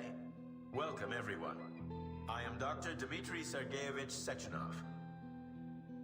We all understand that there are times when a single discovery can turn the entire scientific world upside down. But every great discovery must be built upon the knowledge of countless predecessors that rests at its foundation, to say nothing of luck, before it can be published and preserved for all time. Right? My achievements have never been solely my own. Only by standing on the shoulders of our forefathers have I gotten the chance to gaze upon the limitless horizons of science. Okay, I'm with you so far. Okay, mostly strengthening, nice. Yeah, I mean, that's kind of what you... I mean, you can kind of do cardio anywhere, so it's not really worth doing cardio at the gym. Because cardio, you can literally just, like, walk or run outside. But with... The gym has, like, the special machines to do, like, strength training, right? Unless you have, like, a leg press at your house. Standing here now, I must thank them from the bottom of my heart. Thank you. Thank you. You're welcome. The audience breaks into roaring applause. 19 years ago, when my team and I invented Polymer, I had already foreseen its boundless potential. A perfect synergy of mathematics, logic, physics, chemistry, biology, and other foundational studies in equal part, constantly pushing the frontiers of humanity's scientific exploration. Also, should I change my YouTube avatar to my Twitch avatar? I would. If I were you, I would. Although that's gonna be kind of confusing. Maybe keep them separate too. Hey, whatever you think works best. I'm pretty dumb in math, sadly. Yeah, actually, me too. I've never been the biggest fan of math. It depends on the teacher too, because like in school, if your math teacher's like bad, it makes it a lot harder. So if you have like a good math teacher, that can change like your whole outlook on math. Bringing us to this historic day, where I have the honor of inviting every one of you to participate in this preview of Collective 2.0. Okay. Comrades, please follow me into the bright, limitless future.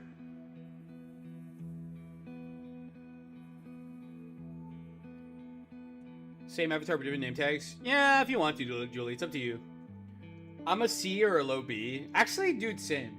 Although I'd be more like a solid C most of the time. The audience stirs as small metal platforms emerge from their seats. As they reach their intended positions, each platform is open to reveal a golden hemispherical device.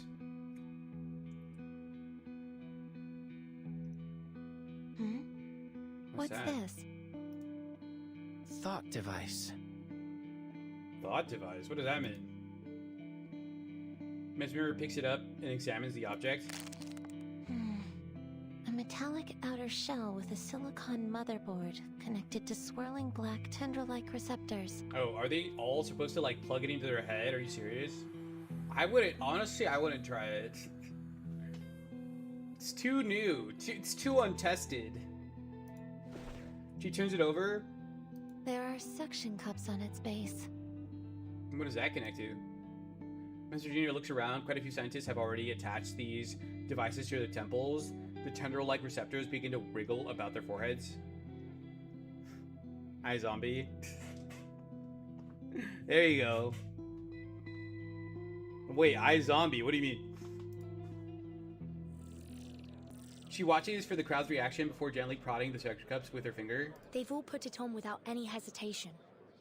Yeah, but I don't know if I trust it. No adverse reactions either.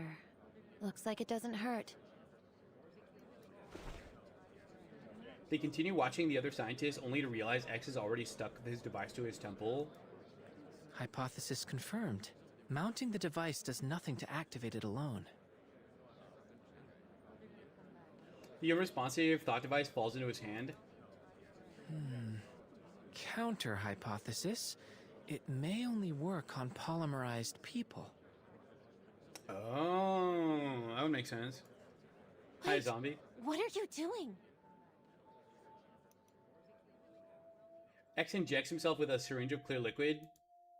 It makes sense. If the plague was ended by mass polymerization, most of the attendees here would already have polymer in their system.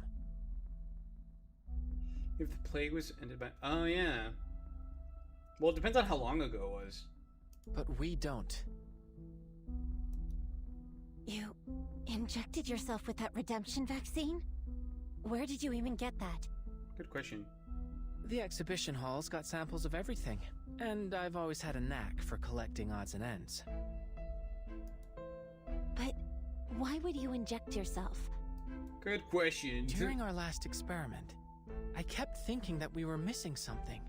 But now, I finally figured it out. We don't belong in this world. Even if we change our appearances, at our core, we're still outsiders. But perhaps by injecting myself, I can truly become an influencing factor in this world. Name tag donut? Why'd you change your name tag to a donut? What sort of chain Also, we need to reaction make the will this donut set bigger. off? I'm excited to find out. X opens his hand, revealing 2 more syringes of polymer. Plus, if we don't inject ourselves, we risk exposing our identities. Of course, the choice is yours. I should have expected this. Typical Arcanist behavior. What are you not? Are you not an Arcanist? Why don't I just hold on to these potentially dangerous substances for now? Please try to exercise a little more caution in the future, Dr. X. As the vigilante researcher stows the remaining syringes in her coat pocket, as the vigilant researcher stows the remaining syringes in her coat pocket, her mischievous colleague shrugs. What about you, Vertin? I think we should be careful. I think so. All right. Think about all the fun you could be missing out on. He raises the thought device to his head and it suctions itself onto his temple. The black tendrils begin wiggling in even waves above his forehead. Baser says Verity's corny. Dude, Verity's not corny. Okay, it kind of is, yeah. But it's still fun to watch. Oh, fascinating. It's like a whole new perspective. This demands thorough exploration. iZombie is a PvZ reference. Oh, it is? I didn't know that. There's a zombie on my lawn. We don't want zombies on our lawn. I know your type, tall, dark, and dead. If I remember, she is in her family treated them though, which is why she shows irritation towards them. Oh, yeah, she was kind of getting a little irritated with X there, wasn't she? Yeah, dude. Small cute guy turns to evil monster. How original. I'm a legend. I am legend. Small cute guy turns into evil monster. Wait, who are you talking about, Baystars? Comrades, I encourage you all to try these thought devices and experience a preview of Collective 2.0's How do we know those devices aren't all brainwashing devices? And you put it on, you're gonna get brainwashed by this dude. That's a risk, right? This guy could be like evil and he could just like try to brainwash you with them. A little bit of a risk. Beyblade is Beyblade. Dude, Beyblade was such a, well, I don't want to say underrated because I didn't really like it that much, but it had a really cool theme song at least. Independence Day, dude, you think of the wrong movie. Dr. Sechenov, please allow me a question.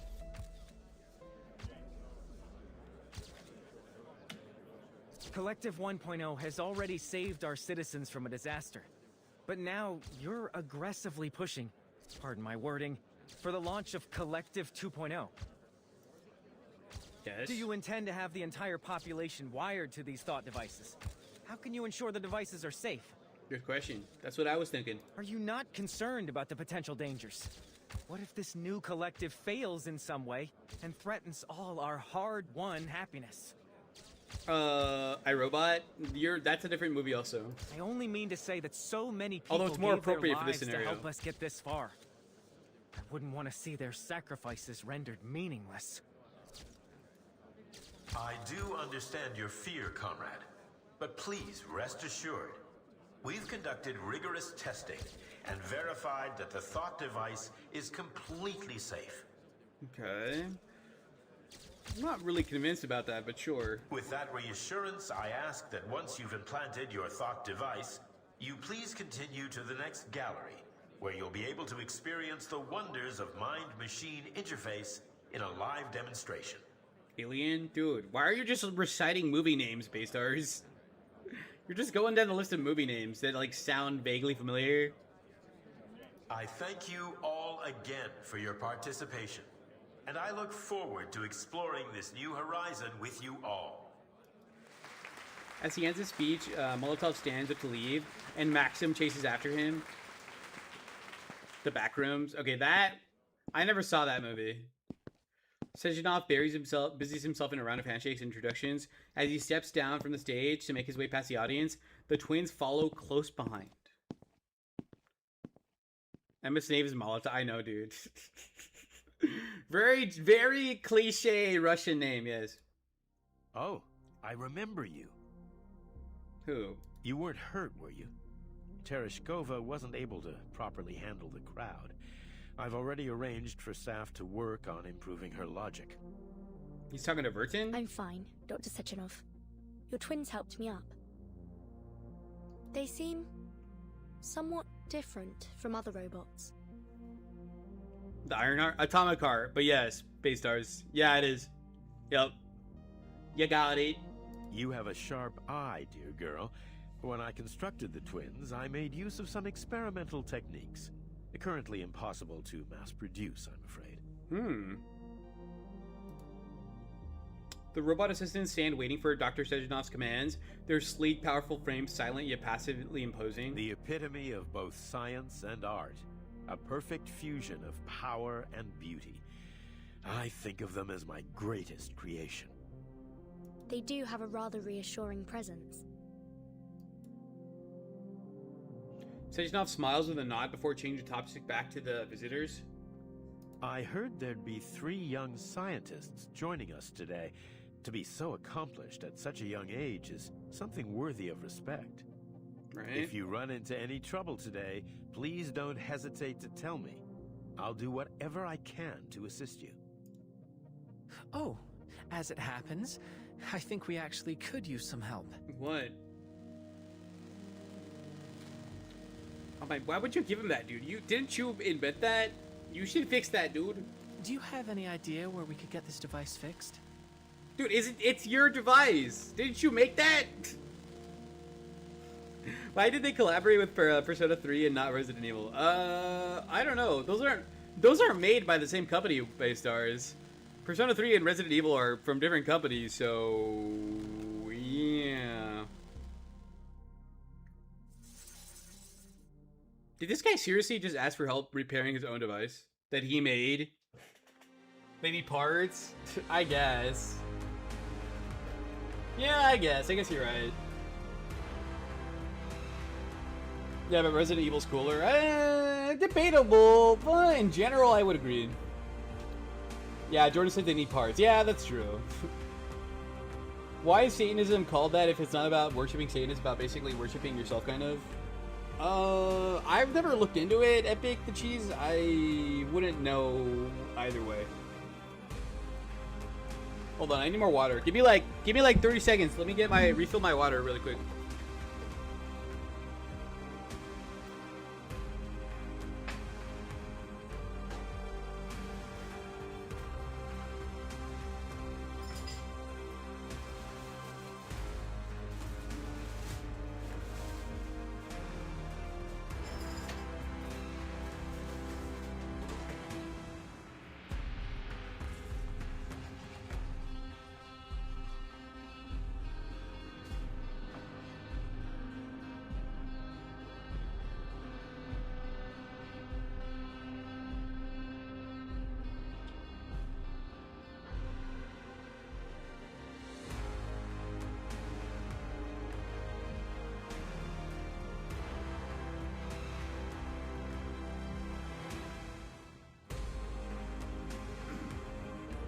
Excuse me, sorry about that. I'm back. I can't tell if you're trying to mock me. I'm not mocking, just a joke.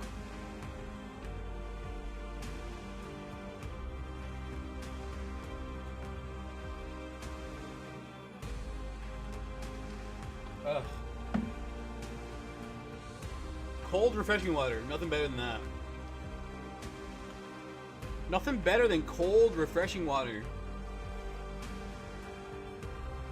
Alright. Part 3. Part 3.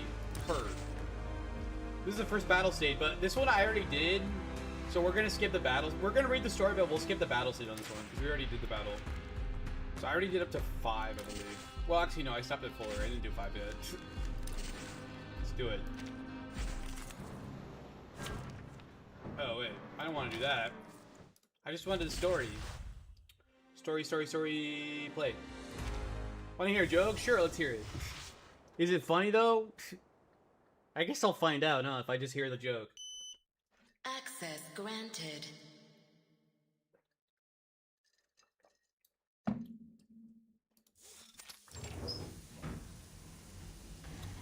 The airtight door opens with a hiss, revealing Terashovka and the young visitors.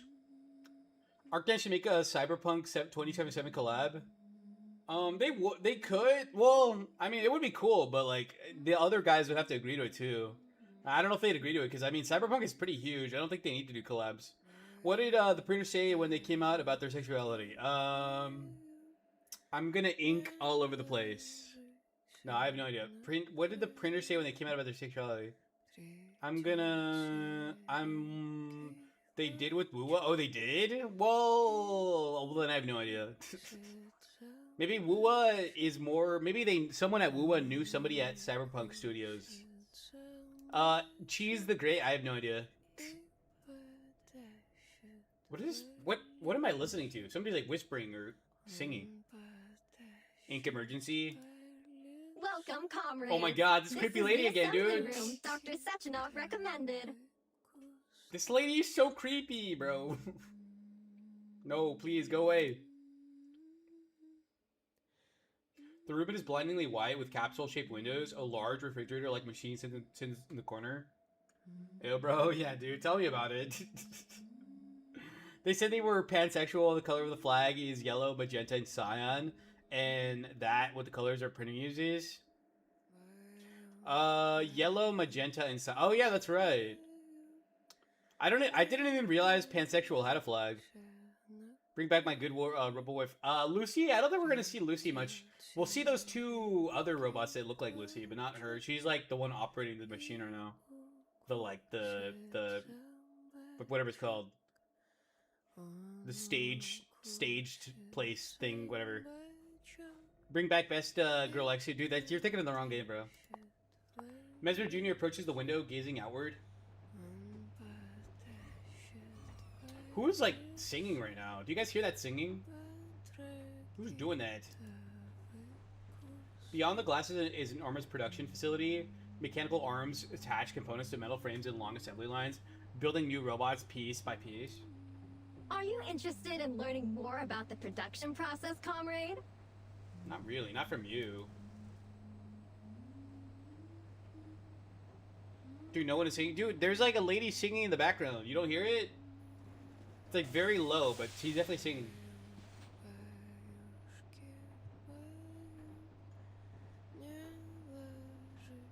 The friendly guide launches into a lengthy explanation without warning for a response.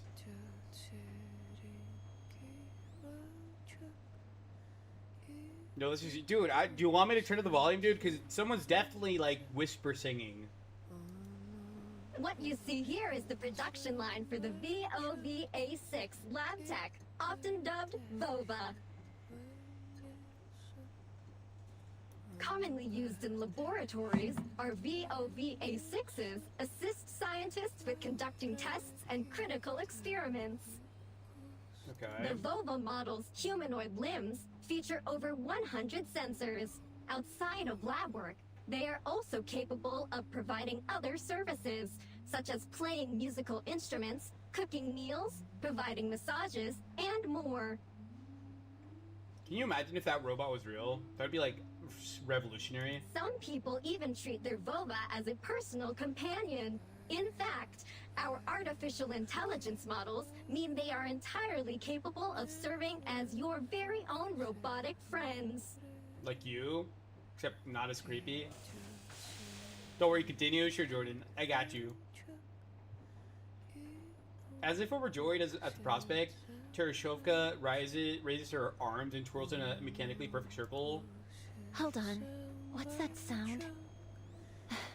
And we're here to find a repair vendor. Where is it? Mesmer's so skeptical about this whole situation. Like, she's been really, like, skeptical and inquisitive about everything. Which, honestly, I respect, because I would be the same way. If I was in their position, I would be acting just like Mesmer. Oh, Ray. Oh, no, my neighbor died. Wife. Oh, who, Ray? Ray, I don't think cheering is appropriate. Who, Ray? Oh, I get it. That's a good one, Ed Big Cheese. That's like a dad joke. That's like a certified dad joke. Oh, some kind of performance art, perhaps?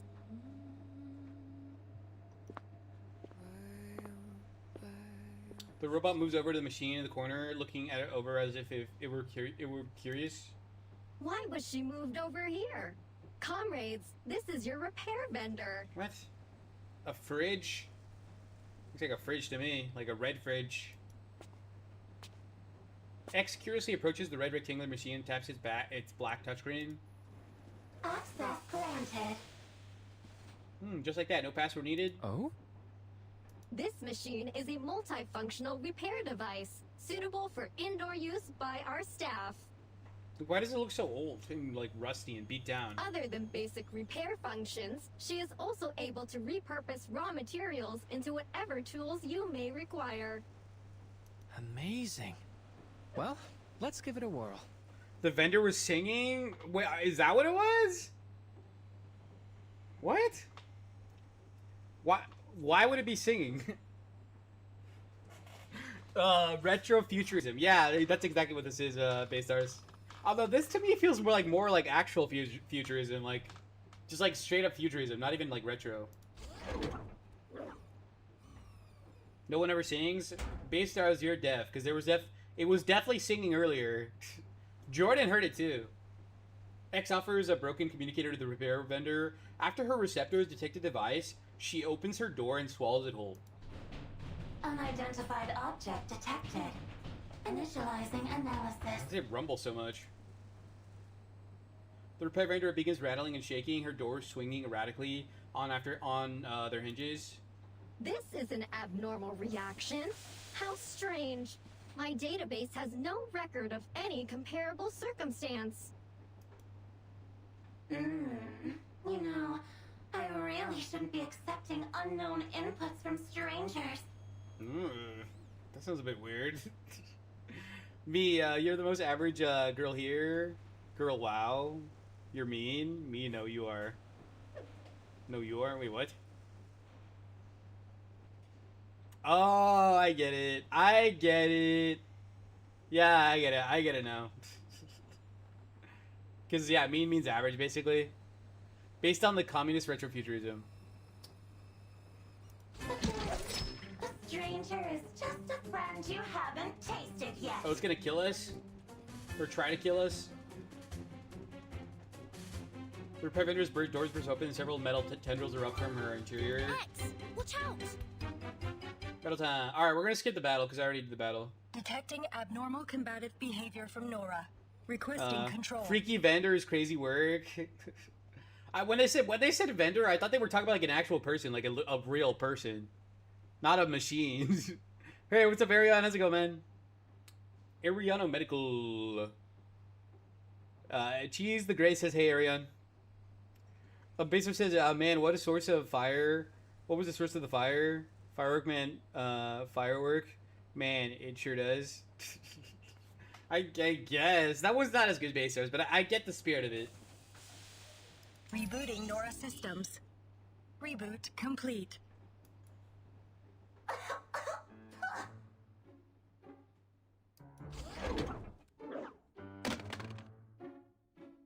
The refrigerator door swings open with each cough. Her metallic tendrils Wrap around the repair device and fling it on the floor.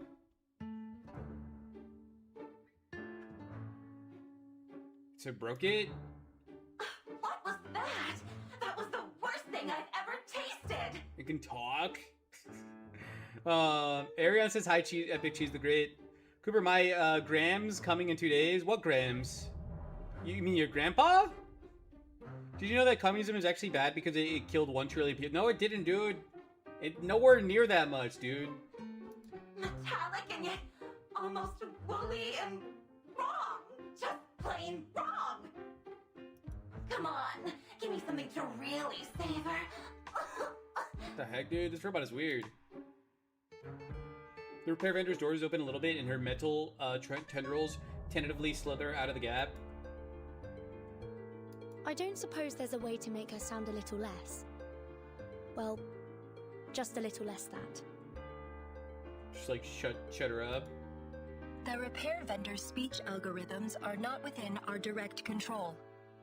Fair enough. Perhaps we can manage on our own. I've seen an arcane skill that can modify a person's speech based on the caster's wishes, but I'm not familiar with how to cast it. Try contacting Madame Lucy. She might know the incantation. incantation. Problem is, your communicator device is broken, so you can't talk to Lucy right now, can you? Unless they fixed it. Unlike capitalism, they saved 1 trillion billion people from poverty. Arion, you don't know what you're talking about, dude. Call of Duty's propaganda? Well, yeah, it is. Good idea. It'll also give us the chance to check the repair vendor's handiwork.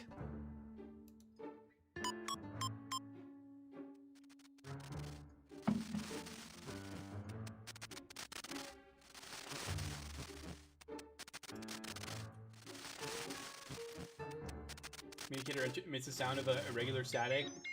Just as everyone's about to lose hope, the reassuring voice comes through. Researcher X, hello. Ah, fantastic. So at the very least, she did repair it. I see. I will process your request. There is indeed an arcane skill in my database that may be of assistance. It is known as Manner Mender. Manner Mender? They rewrite history and blame their actions on other countries. Well, yeah, I mean, that's true based on others.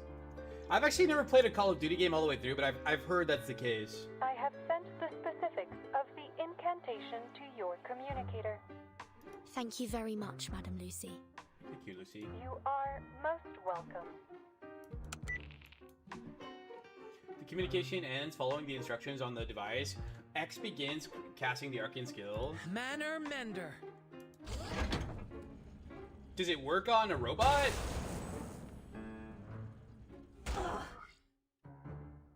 Would an incantation work on a robot though? That's the real question. Fiddlesticks! What did you do to me? My mind... It's time for class, kids! What's happening? Think of it as installing a language patch. Every time I see my dad come home at 2 a.m. tired out of his mind, making minimum wage, I think capitalism all the time. Does your dad actually come home at 2 a.m.? Wow. Wow, he's dedicated, Arion. I'll give him that. I'm actually replaying World at War on Veteran. Biwa, you play Call of Duty? Biwa, do you recommend I play Call of Duty, dude? I've actually never played a Call of Duty game all the way through. 12 to 1 a.m. 12 p.m. to 1 a.m. I'm gonna pirate. What's BO1? What's BO1? I don't know what that is. How rude! You're not welcome here anymore. This repair vendor is closed. That didn't help at all, dude. She's still really like rude. The incantation didn't help. 12 a.m. to 1 a.m. That's like 1 hour. So you're saying he works for 1 hour, or he can get home between 12 a.m. and 1 a.m.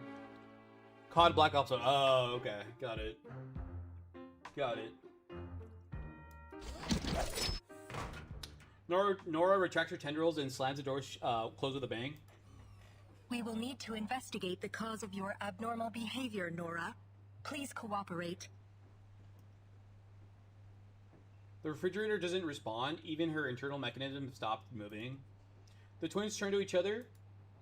Prepare to initiate forceful investigation procedures. Wait. The tall robots turn to X simultaneously. How about I try something with Nora? I can directly connect to her using this thought device. It's the perfect chance to try out the features of Collective 2.0. I don't know if you want to be trying that out. He starts work at 5 p.m. Okay. Oh, okay. So he works like a pretty reasonable shift. Like 8 hours. Okay, that's good. Yeah, that's good. B1 says, World at War is my favorite. It's so good, but buy at a discount. World at War. See, I have trouble playing with first-person shooters because I get really bad motion sickness for playing them. So I don't know if I could play it for like more than 5 minutes without wanting to throw up. The US is pretty sketchy. Yeah, it is. Agreed. Dr. X, things are already complicated enough as is. Let's leave this to the professionals. Not a bad call. Don't overly activate your disquietude. You still remember the topic of my research here, don't you? I can't pass up this opportunity. Disquietude? Is that a word? If that is what you request. The robot's approval leaves little room for Mesmer to argue. X nods in satisfaction and touches the devices on his temple. Squirming black tendrils reach out and connect to Nora's control panel. Wow. Looking through Nora's primary functions, there's been some scintillating things uploaded to her database. What? Let's set the complicated data aside for now and try using a mental command. Okay. Nora's screen cycles through her various settings as X navigates her menu with his mind. Everything looks normal so far. It seems like the restart successfully cleared the errors in her code. She restarted it? No, hold on. There's an abnormal entry in the access log. Hey!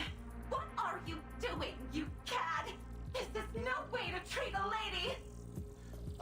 See you later, Bait Stars. Have a good night, dude. Then a bit of warning, World at War doesn't have a field of view slide. Oh, okay. Then yeah, I probably can't play that one for sure. Cause yeah, that's one of the things I always do. I always change the field of view to. I've always heard that changing it to lower makes it have less impact on your motion sickness, which I've always found to be true. So I always do that. So if there's no option to do that, I might not be able to play that at all. Cheese the Grey says that curiosity killed the cat, but satisfaction brought it back is the full quote. Yeah, that's true. A lot of people misquote that. They always just say curiosity killed the cat, and they never say that satisfaction brought it back. That's true.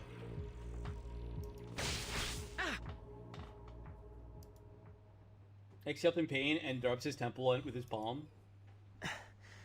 Nora forcefully ejected me. Felt like getting slapped across the face. So robots can inflict pain mentally? It's not good. I told you already. This repair vendor is closed. She has some very colorful responses. Is that her default setting? Can she really refuse an inspection like that? Apparently she can. All robots in this facility are linked to the collective neural network and are not permitted to disobey human commands. Oh, so not that. So this is an exception. Considering her prior combative behavior, she is evidently malfunctioning as well. I'm gonna see if I can mod the field of view. Oh yeah. I didn't think about that. What? Have you got a problem with a woman who speaks her mind? I just think that from a pure safety standpoint, and considering our current situation, this feels like a mistake. Okay. Doesn't a lady have a right to her own feelings? Ugh. What about you two? You must have some thoughts on this. We do not have an answer for you at this time. Wow. How disappointing. I bet you've never even bothered to feel an emotion. Comrade Sechenov did install emotional expression modules into our platforms. What a waste to put them in, you frigid ice queens. Ignoring Nora's insults, the twins step forward. Regardless, please report the details of this abnormal request in your access log, Nora. Nora slams her door shut, seeming almost like a child throwing a tantrum. I have no idea who made that request. All I know is that ever since that entry appeared in my log, I've had no patience for anyone toying with my emotions. Interesting. So somebody hacked the machine? Stop pestering me with questions. I've already told you everything I know. Situation documentation successful. Comrade doctors, we deeply apologize for your exposure to this incident. Dr. Sechenov has expressed his concerns about your safety. Please follow us. We will escort you to him. The vending machine is very displeased. Apparently so. But apparently it's not his or her fault. Or her fault, I guess. Appears to be a female robot. What's next on the schedule? Will we get to interact with even more robots? Comrade Sechenov will arrange an itinerary for you. The man of the hour is going to give him, like, personal treatment? Interesting. As the young visitors are about to leave the assembly room, they are interrupted by blaring klaxon. An alarm seemed to have been set off. What? Crimson warning lights battle bathe the entire assembly room in red. What's happening? What is happening? The twins step back in unison, their bodies tense. Warning. Control over the exhibition hall has been lost. The All-Soviet Exhibition Center has activated its emergency drill procedures. Why? Has the security here been hacked? All robots within the exhibition hall have had their connections severed. The cause is unknown. The twins go silent for a moment, as if listening to an order. Understood, Doctor. We will proceed to the exhibition hall. Continue broadcasting our coordinates and await the arrival of reinforcements. Please wait here, comrades. A turbine will arrive in 1 minute and 43 seconds to transport you to Chelome. We must return to the exhibition hall. Okay. With that, left and right, pull security door open and usher the young visitors inside. Please remain inside the assembly room. Right finishes speaking, the two robots gracefully depart, and the door slams closed with a metallic bang, and the valve spins shut. The visitors are left in the silence of the assembly room. What do you think, Vertin? If something is happening in the exhibition hall, I don't think we can afford to wait around here until trouble inevitably finds us. We should head out and assess the situation. I concur entirely. What do you think, Mesmer? She's more risk averse. She's gonna be like, let's just go back to the hotel. Just like, wait it out. Why would I expect either of you to follow orders? I've done your psyche vals. Okay, fair enough.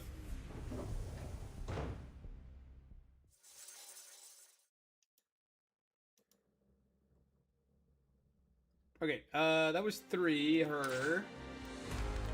So now we're on to 4. So I think I already did this one as well. Yeah, I already did this one, so we'll just do the story for this stage. We're not going to do the battle, because I already did the battle.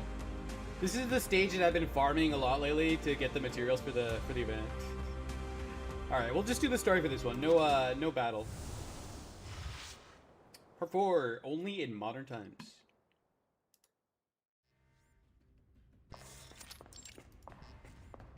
After listening for any movement outside, the young visitors slip out of the assembly room. Hello, dear comrades. Welcome to the Polymer Exhibition Hall. I will be your guide. You may call me Tereshkova. What? Disembodied screams echo from far down the corridor, staggering with ever-enthusiastic voice of Tereshkova. Oh, is she the one that went crazy? Where have all those mustachioed lab robots gone? I thought they were supposed to help the researchers. Who knows? Maybe the twins already calmed the situation down. Just what is this situation, exactly? Question. Please help me. Wait, I hear someone.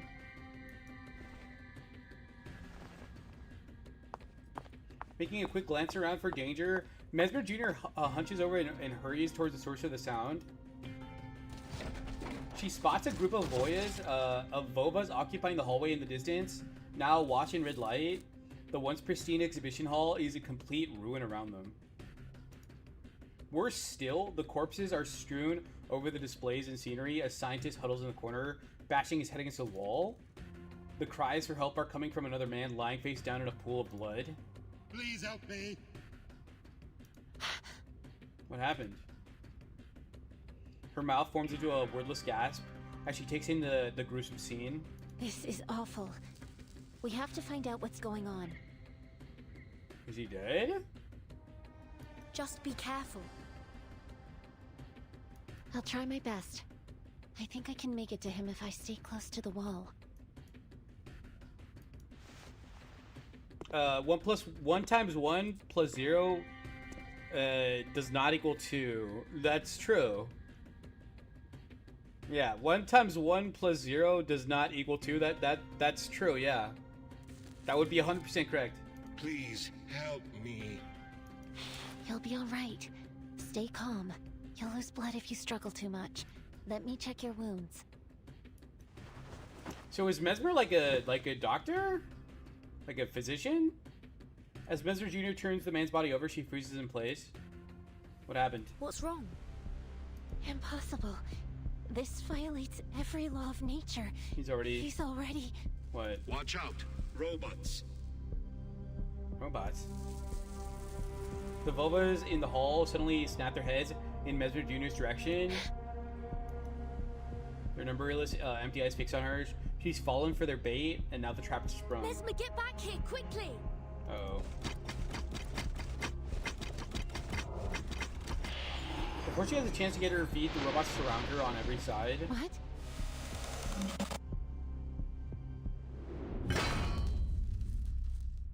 A silver blur rams into the swarm with a defending crash. Where's Maxim? Buzzy, Maxim is taking a break. He'll be back later, Buzzy. For now, Maxim's taking a break. He's taking a break, dude. Buzzy, did you make any discoveries in my viewbotting inquiry? 117 plus 3 is equal to 5. No, it doesn't. Okay, make sure he's okay. All right, for you, I will, Buzzy. Mesmer Jr. watches as a familiar slender figure emerges from the gap torn through the barricade of robots. Please, stand back. She's got a force field? That's cool. Oh yeah, I'm recording the view count and see if I can get patterns or increase for fun. Thanks, Buzzy. Appreciate it, man. Thank you, Buzzy. You're not seeing the factorial? Oh. 5? What is the exclamation mark? I thought that meant, like, does not equal. Check Discord. Sure. What happened on Discord? Oh my god. Again with your brain rot, dude. What do you think is the dumbest way someone could possibly die? Probably why do you always give me the brain rot, Cooper? Falling off a cliff or something like that. Yo, guys, hold on. Look at that. Is that a donkey eating figs? Cooper, dude. It's not still a brain rot, dude. It's still brain rot, though. I think they gave up on viewbotting this stream, though. Buzzy, I think so, too, dude. Which is good. I think the only viewbots are on weekends. I think so, too. Well, no, because we had it on the Terraria stream last Monday, too. Bro, Chacho, it's knowledge? Dude, it's like brain rot, though. Please stand back. Thank you. By the way, I've been lurking on Twitch before. Oh, you have? Okay, that's good. How's it brain rot? Dude, it's just like, it's content made for like 10-year-olds. That's why that's what qualifies it as brain rot, in my opinion. You were advised to wait in the safety of the assembly room. We aren't really the sort of people to wait around in an emergency. But apologies can wait. There's more pressing issues to deal with. X, are you coming with me? We need to get to Mesmer Jr. and figure out what happened with that man she found. Mesmer Jr. sits next to the Bloodstone man, frozen stiff and utterly bewildered. Mesmer, are you alright? One does not equal one. Get it? Because one is one, but also not. I'm a math sorcerer. Buzzy, dude, I thought you were a coding sorcerer. So YouTube of any kind of vid is brain rot? No, only the ones that are made for like little kids, Cooper. I'm fine. But this... It's tremendously unnerving. This is tremendously So what is it? unnerving. It's not showing us what she found. Like, what is it? Is the guy like dead or what? What's going on? She directs her eyes towards the dead man beside her. His head is bent at an unnatural angle. Looks like he's just like kind of like lurched over to me. Like he's like kind of like falling over. His like his head's kind of like, I don't really call that an unnatural angle. Black tendrils writhe above the man's forehead. Unlike the corpse they're attached to, the wriggling receptors appear to be full of life. Help me, young lady. Why does he look 20 but he sounds like 70? What's going on? Good question. I'm still alive. No, that's not possible. I'm sorry, but you're clearly dead. It's just that your device is still transmitting your voice. So math is brain rot? No, it's not. Joe, I got me some Oreo cake. Bro, can I have some, dude? Give me a slice. Not means not in logic. Yeah, I've heard that before. Or I knew that already. Because I've done coding before, too. And that wasn't just some awful hallucination. That's really my body, and I'm a goner. That's kind of dark.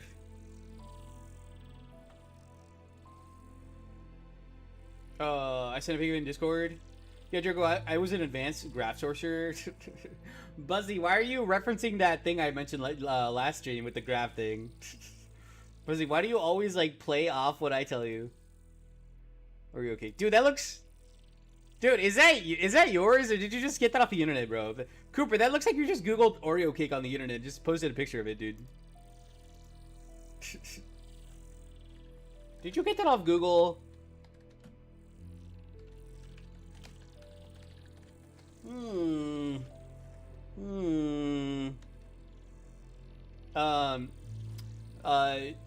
X to the second power plus 49 is equal to 0 means X is 7i. Yes.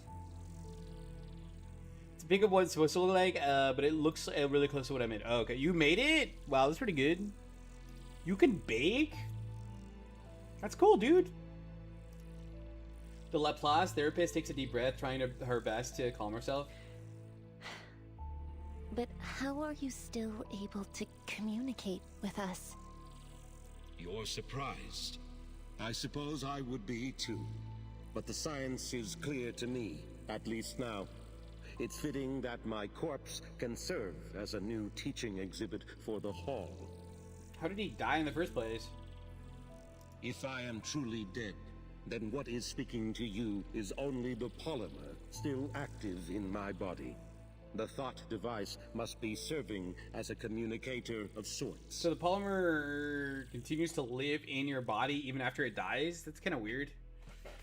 I didn't have enough Oreos, so I just used Choco sprinkles for the topping. That's fine. Although Oreos would be better because Oreos are like chunkier.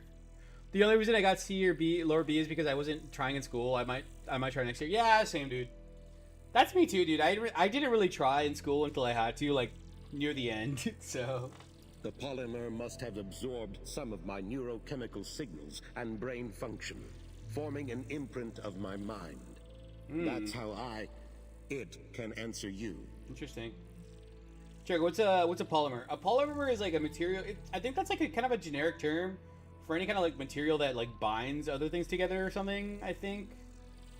I don't know for sure. In this context, Buzzy, the polymer in the game, in this context, the polymer is like a material you can inject into a person that basically like goes into your body, and it can interact with it basically can do a lot of things. It can cure you of diseases and do other stuff, other cool stuff. Yeah. Connect to robots. Does Maxim have it? He probably does, yeah. Jericho, I'm making a complete remaster of Roblox 2016.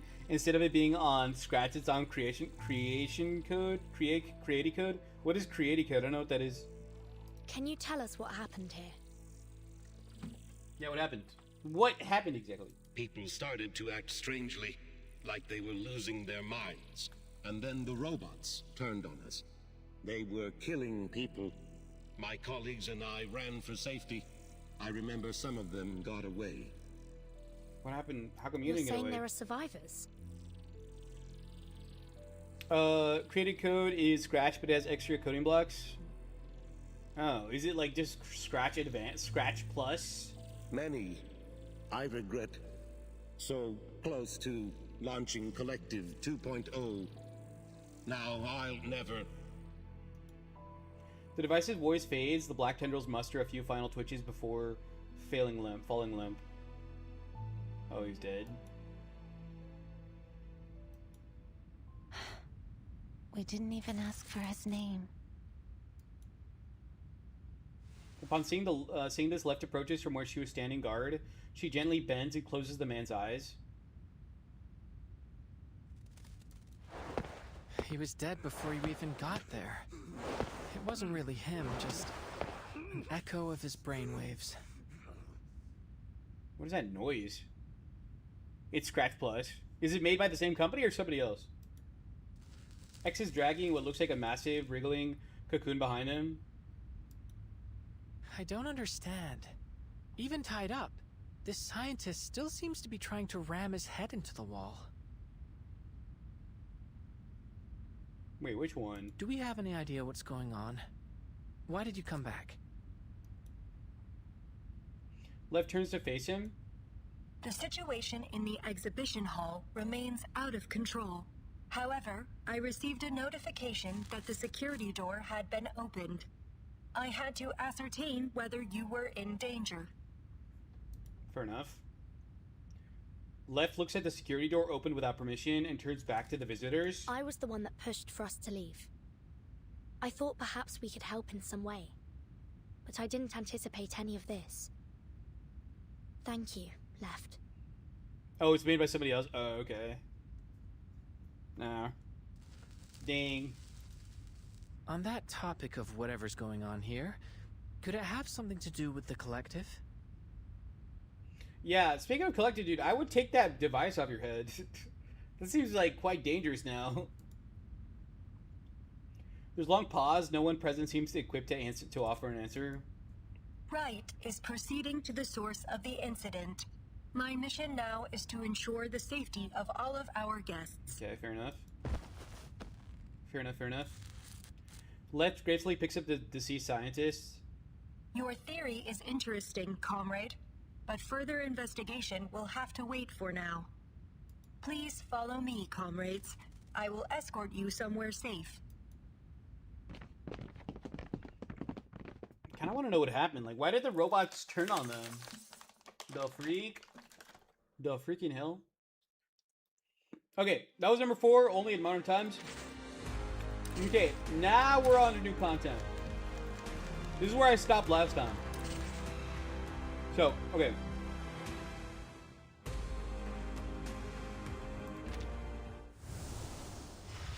Part 5. A different definition of hero.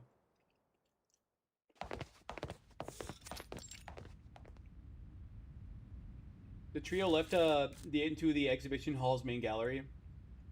The trio follows Left into the exhibition hall's main gallery.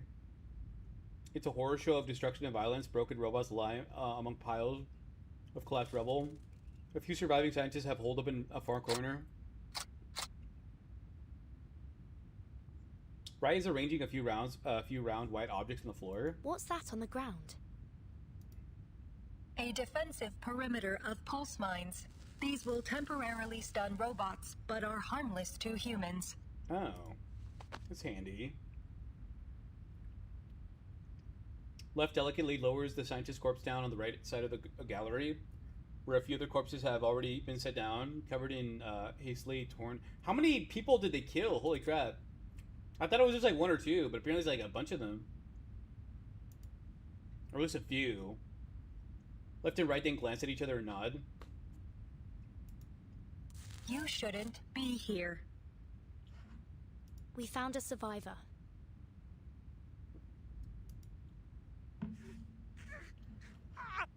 Following the young visitor's gesture, Wright spots the writhing cocoon of the still struggling scientist. Understood. Wright approaches and brings him over to the survivors. Meanwhile, Left approaches a nearby control terminal. Attempting to reassert admin privileges over exhibition hall controls. Attempt 16. Failure. You've been locked out. Please do not panic, comrades. Help will arrive shortly. Okay. A special operations agent will take responsibility over evacuating you safely. The malfunctioning robots may resume their assault at any time. Please stay behind the defensive perimeter. So if the robots malfunction, why didn't they malfunction too? Good question. Is that another haywire robot? Oh god, I hope not. The twins unite and float into the air. No hostiles detected. Who's it then? The sound's getting closer. Get ready to fight. Crispy critters. I should just blow this entire door to bits.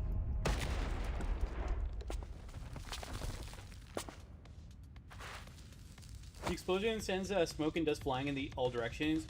The young visitors fan their hands in front of them, trying to get a clear view. I heard... Who's that? Don't tell me some kind of critter caused this.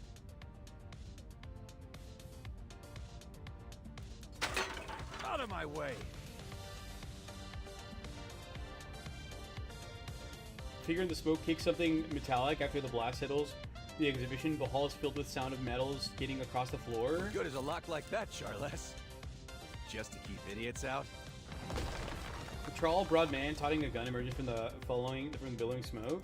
Who is this? He doesn't appear to be a robot anyways. And I don't think he's gone mad like that scientist. Are you certain of that? It looks like he's arguing with his glove. Don't be so testy, Major. As long as I'm here, those locks won't be any trouble for you. Okay. They wouldn't be able to stop me, even without you. I don't deny that. But Charles? I could have contacted the twins and asked them to open the door instead. Oh, I see. He's got like some kind of AI assistant built into his glove or something that he's talking to. Why didn't you tell me that before I blew it up? I didn't want to interrupt your fun. The twins exit their alert state and slowly descend from the air. What happened? And what the hell are these kids doing here? The man looks over to the three of them as he passes, then he walks over to the twins, brushes some debris off his shoulder and pounds his chest. Codename P3. Okay. And his trusty companion, Charles. We were informed about an incident at the Polymer exhibition hall. Our orders are to bring a swift end to this situation and limit any scandal that might hamper the launch of Collective 2.0. In other words, Dr. Sechenov sent us to assist you. Now we just need to find out who did this. Understood. Dr. Sechenov has confirmed that this was a targeted attack on the Collective 2.0 launch. By who? That's obvious. Anybody able to hack into the exhibition's controls has got to have some serious backing. Lots of people resent the boss, think he's in the way of their own ambitions. Molotov? Was it Molotov? I thought they hated each other. Like Molotov, or any of the various enemies of the Soviet Union. Molotov? That's the man who shook hands with Dr. Sechenov in the lecture hall. Yeah, but apparently they don't like each other though. They have there's bad blood between them. Hold on. You mean he actually showed up? Where's he now? Comrade Molotov left in a car shortly after Dr. Sechenov's speech concluded. Likely story. Check Discord. Why? What did you put in Discord? Roblox 2016 Remaster versus Roblox 2016 Early Access login screen difference. Where? Remaster? Early Access? Oh. Looks way different. That looks way different. Is it in 3D or no? Yeah, that looks way different than the other one.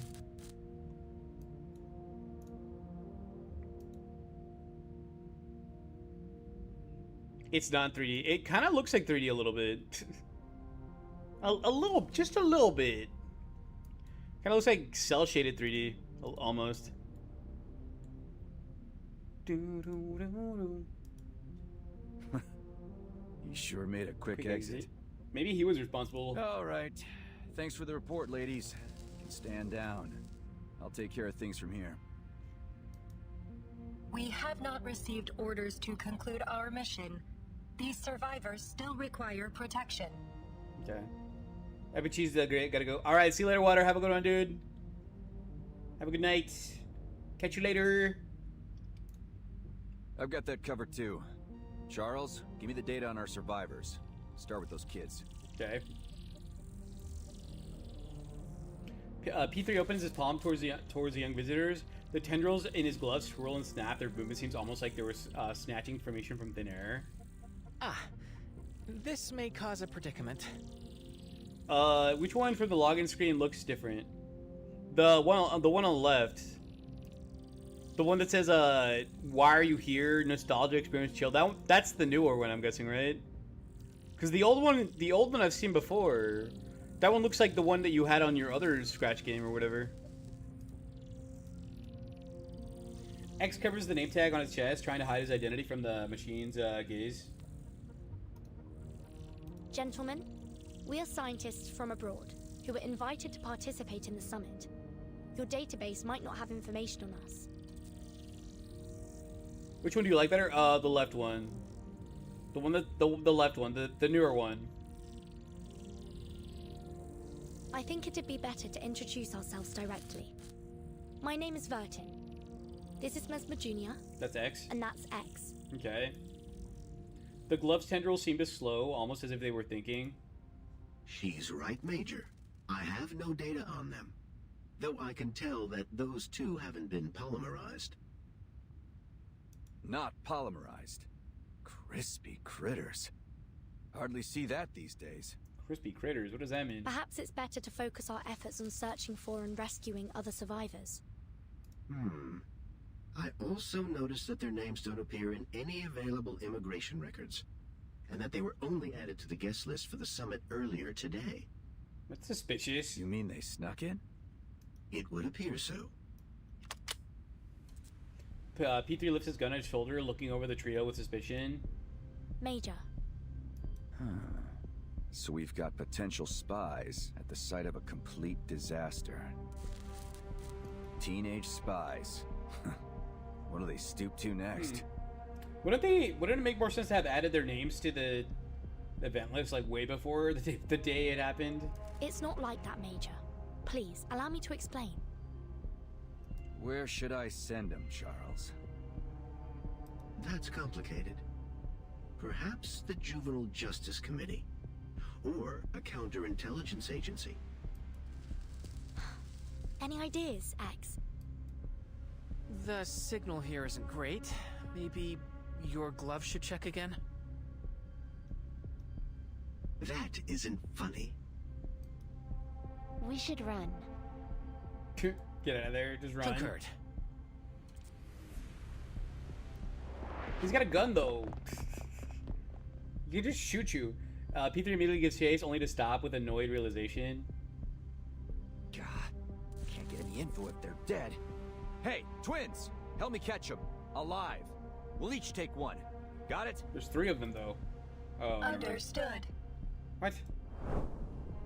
They were on their side like 5 seconds ago. Now they're on this dude's side. The twins fly after the young visitors. Left quickly catches up to Mesmer Jr. and reaches for her arm. Take this. X turns around with his hand raised, like he's about to throw something. Oh, is that the stun thing or whatever? I think it stuns robots. He opens his hand and reveals a teleportation disc. Flashing with a devilish grin at the twins before activating it. Made you look. Okay. Interesting. I think so. Cupertino, California. Cupertino. As soon as the words leave his lips, the binding light envelops the trio. Then just as quickly as it appeared, the light vanishes, taking the 3 visitors along with it. Where did they go, though? Where did that take them? Was that magic? Yes, it was. It totally was. Alright, alrighty.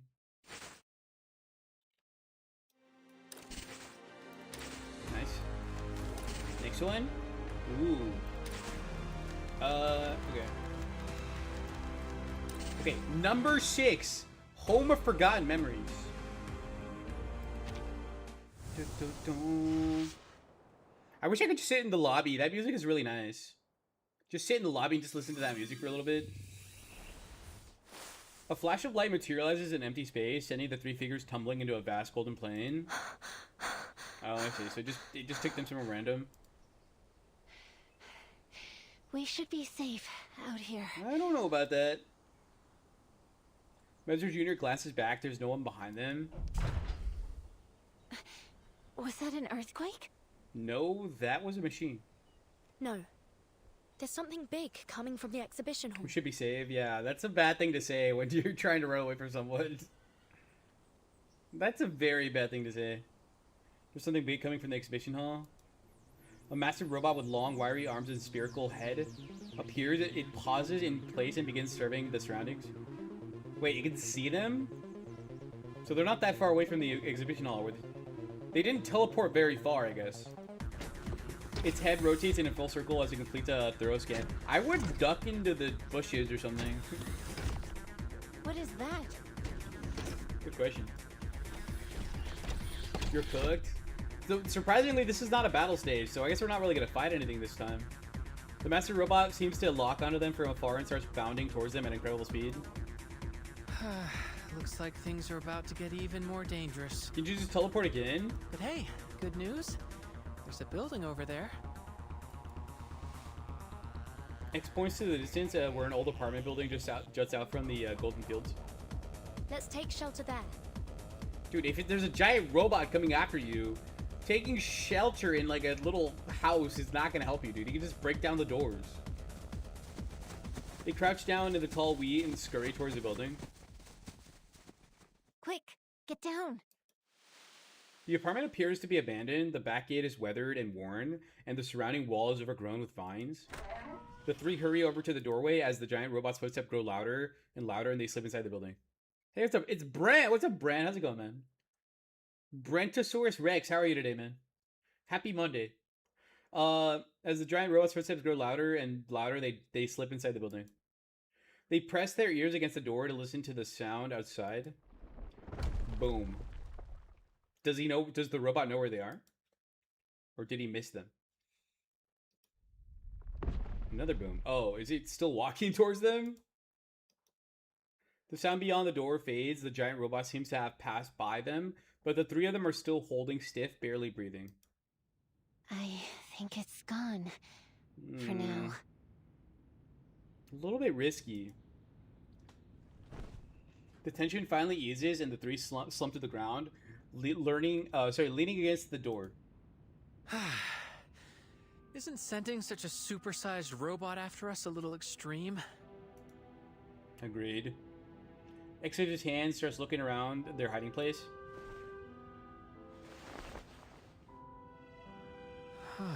Neat interior.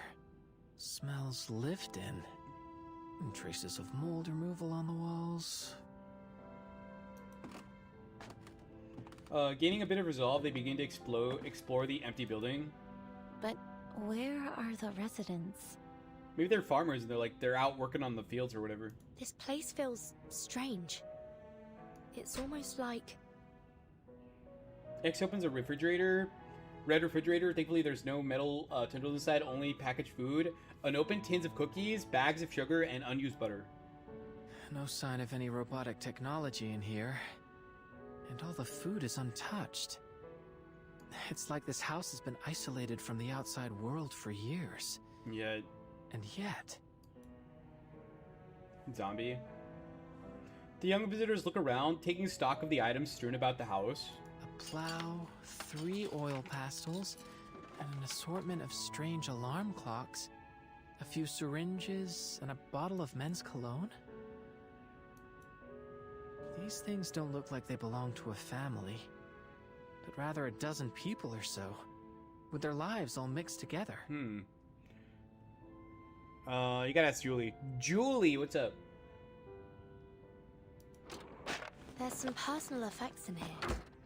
Letters, family photos, and... I've started recording. Come on, Mama.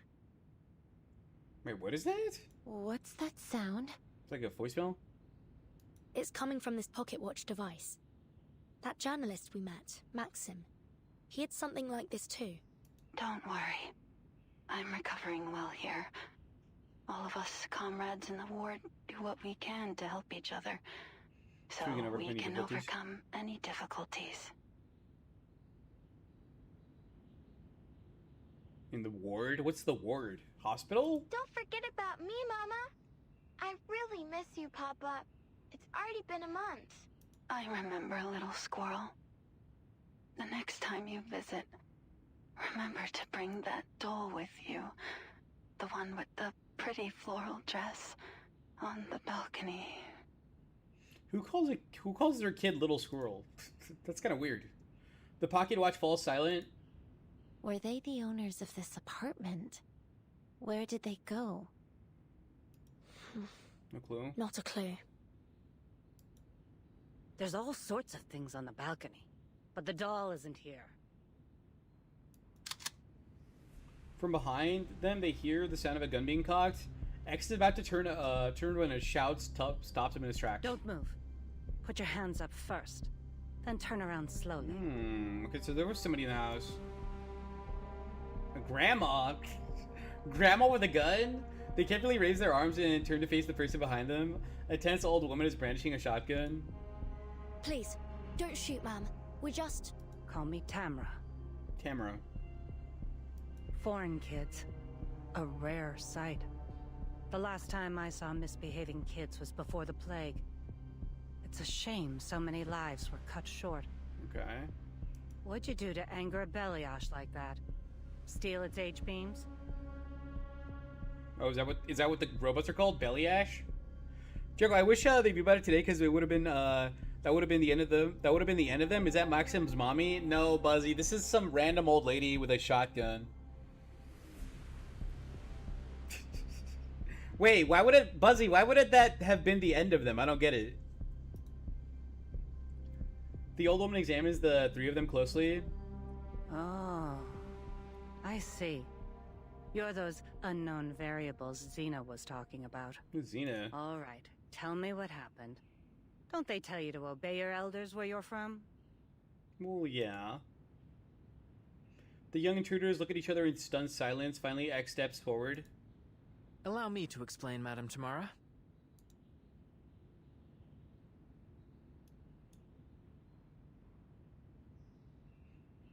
And that's what happened, ma'am. I swear, everything we've said is the truth. Buzzy 80K, I made that up to be dramatic. Buzzy, it still does, dude. It was crazy yesterday, dude. Apparently, I was checking the stats for my yesterday stream. Apparently, I got a peak of like 38 viewers yesterday, which doesn't sound right to me. I see. Just another group of foolish kids caught up in a conflict they shouldn't have been a part of. If I take you at your word, that is.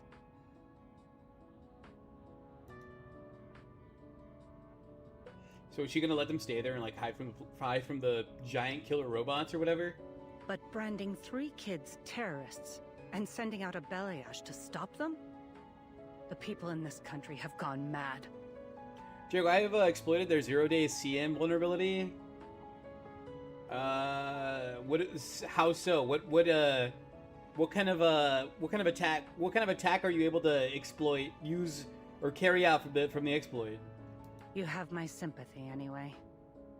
But I have more important things to do than babysit. Fair enough. Considering your situation, how about you hide here a little longer? When I'm done with my work, I can send someone to help you out with the orb head outside. I think that's a fair deal. But all this is a memorial for the good folks we lost to the plague, so don't touch anything. The 3 exchange glances. Or you can always leave. God knows I won't stop you. Oh, I can carry out an AoE attack from here. Bro, Buzzy. Buzzy, you're not lava, dude. You can't do an AoE attack, dude.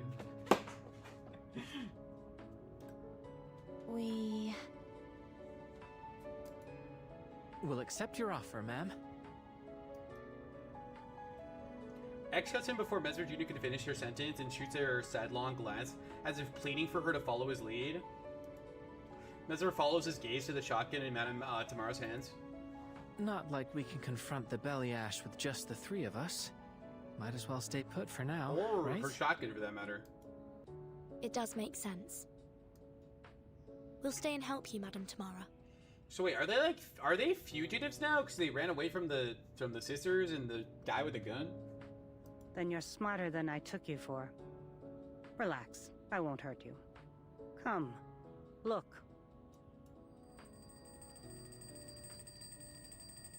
Alarm clock starts ringing. Tamara turns to the assorted collection of clocks in the room and quickly singles out the source. She approaches the old clock and shuts it off with a sigh. I think of this place as a memorial, although it doesn't commemorate any heroes. Just everyday people. Like the one who owned all these clocks. Mm-hmm. They belonged to Olga Sokolova, a 23-year-old nurse. A very jumpy, anxious girl, but honest. Taking care of her possessions takes a lot of effort. So wait, is this not your house? You're just like squatting in someone else's house? Another alarm clock starts ringing from somewhere in the room. Patient number 28 needs their medication. I think so. Tomorrow's hand weaves through the forest of alarm clocks on the windowsill with ease and shuts off the rattling timer. Why did she need so many clocks? Olga was terrified of forgetting all sorts of things. She'd set her alarms to remind her to administer medication, shots, you get the idea. But it wasn't enough. In the end, she went to the hospital too, leaving me with this mess. She went to the hospital? Is that like a euphemism for her dying? This one looks the oldest. X picks up a children's alarm clock made of old yellow plastic. You're right, that was the first. It'll ring in just a moment. It's why I came here today. Everyone quiets down, waiting for the little alarm to ring. Happy 20th birthday, Sasha. Wait, what? You can turn it off now. Her daughter isn't around to hear it. The plague took her, just like so many others. 20 years old. How time flies. Tomorrow picks up a broom leaning against the corner of the room.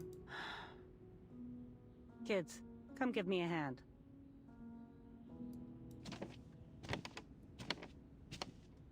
The young visitors follow Tomorrow to another corner of the room, one that seems entirely different in style. An entire wall of tools. Looks like whoever lived here liked making things by hand. That's an understatement. There's a basket under the workbench full of all kinds of toys and electronic parts. Andre and Vanya loved tinkering with those kinds of things. Tomorrow starts sweeping with one hand and pulls a few racks from a nearby plastic bag with the other, handing them out to the young visitors. All right, kids. The sooner we finish cleaning, the sooner we can deal with that hunk of metal outside. Maybe I'll bring a few robots over to show my old friends how much our country has developed. The three of them each take a rag and approach the wall of tools. Is this why you've been keeping things just the way they were? Tomorrow sweeps up the dust under the bench and then stops to massage her lower back. This isn't really their home. I just moved their things here. Like taking a snapshot of their former lives. A cenotaph for the dead. A cenotaph? I don't know what that means. A Snapchat? I'm old. And the older I get, the more I recall my past memories. Everyone moved on so quickly. I couldn't bear to throw anything away. So I put it all here. Xena called it stupid. But she didn't stop me either. Tamara empties her dustpan. She flips over open the calendar hanging from the door. At the height of the plague, none of us would say it. But we all wondered the same thing. Is humanity doomed? But even so, no one gave up. Everyone kept on stubbornly surviving, as if we could outlast the whole disaster, outlast the sun itself. Whatever it took to see our lives return to normal. We would say, who better to withstand the harsh winter than us? We would help each other, encourage each other through the hard moments. We let the flames of our most fervent hopes warm our hands. We kept telling ourselves, don't cry. If we sow our seeds today, we'll reap a bountiful harvest in the future. But some never saw the spring. Mesmer Jr. lowers her head. She keeps on wiping the same spot on the glass cabinet, even though it's already sparkling clean. My condolences. To be honest, after so many years have passed, even the grief has faded.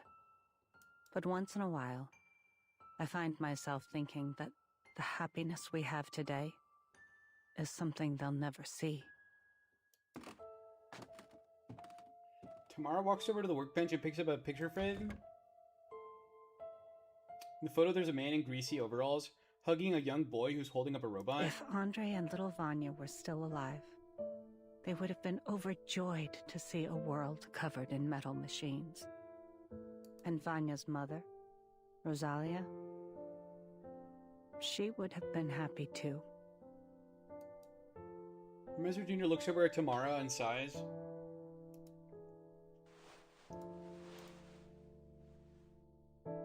Her breath fogs up the glass, but Mesmer moves on and starts wiping something else.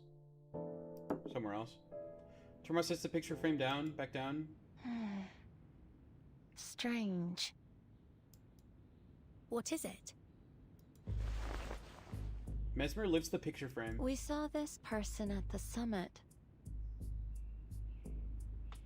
Is that Maxim? That kind of looks like him as a child.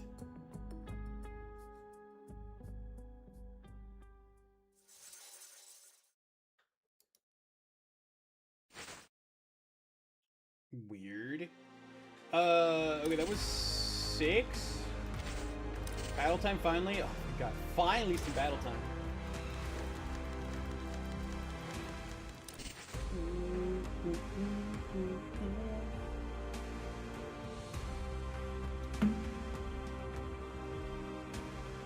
Okay. Looks like we're getting some battle time finally. The logic behind nostalgia. I kind of already know what that is. You mean little Vanya? Are you sure? That journalist we met, he called himself Maxim. Yeah. He had the same scar on his forehead. Wait, what scar? I didn't see a scar.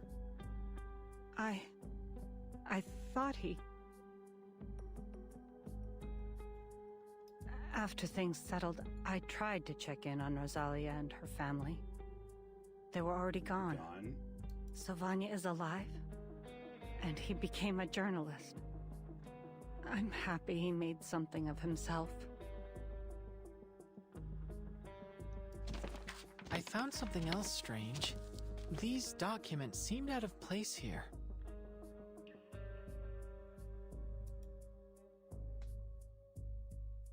Buzzy, dude. It's cause this is my least popular game I cover, dude.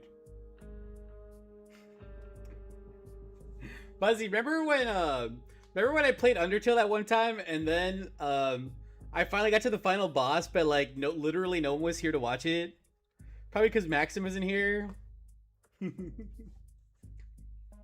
X lays out a series of technical files. All of them seem crisp and fresh, not like the yellowed papers and books elsewhere. Probably because Maxim isn't. Dude, he will be soon. Foxface. Dude. Are you the guy that commented on my latest... Oh, no, not you. Never mind. Dude, there was a guy who commented on my latest Variety Sunday stream VOD And he just said, like, the F word a few times. And I have no idea why. I don't even know who that guy is.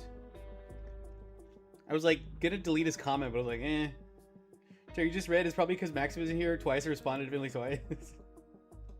Buzzy, I'm reading it on the OBS chat and the YouTube chat. I'm getting a little bit confused. I'm sorry. I'm sorry, Buzzy. X-Days had a series of takeover files all from Steam Christmas Fresh. Not like the yellow papers and books elsewhere in the house. Having made a cursory glance, they seem to concern the robots we've encountered so far, including that big one. It's that Liam guy? Yeah, Julie. Do you know who that is? Julie, who is that guy?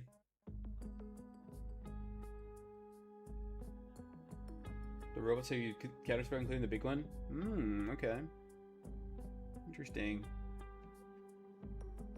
See? Take a look at these schematics. Tell me this isn't that belly ash thing.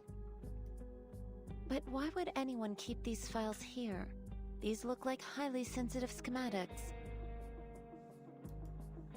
A seemingly abandoned location close to the summit venue. It makes sense, wouldn't you say, Tamara? No, it makes no sense. Why would you keep them there?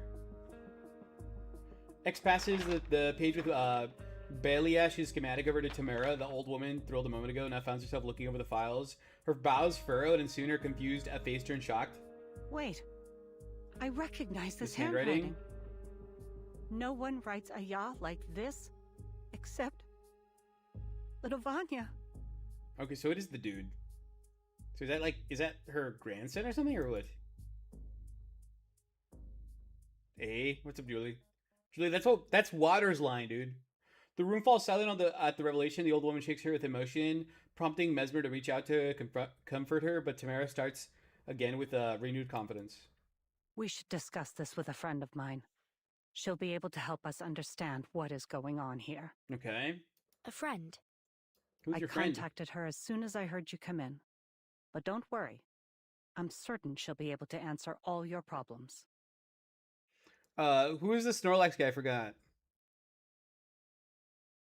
I don't know. I forgot to, Julie. Wait. Oh gosh. Excuse me. I thought I was gonna sneeze there, sorry. The young visitor's attention is soon drawn to the window by the deafening roar of the engines. Oh, the robot find him? What is that? Uh-oh, SpaghettiOs. It looks like a flying house. Tamara, clear the way. What? The wooden hut begins its slow descent into the courtyard, but before it even reaches the ground, somebody hops off and slams her way through a window and into the building. Oh, is that her friend? It's gotta be her friend, right? What? The cloud of dust rises, blowing in from the outside while the trio cough uncontrollably. A figure steps out of the haze. So another the old lady. Computer was right. Look what I've found. Pint-sized scientists from a faraway land. Oh, that's like a Russian thing. The weird little house with the chicken legs. I've seen that before. I don't remember where, but I've seen that before. I'm glad you didn't kick them out, old friend. Well, why would you? They do look like good kids. This whole event is very Russian, isn't it? Shocked to find the intruders an old woman, the young visitors stare at each other in silence.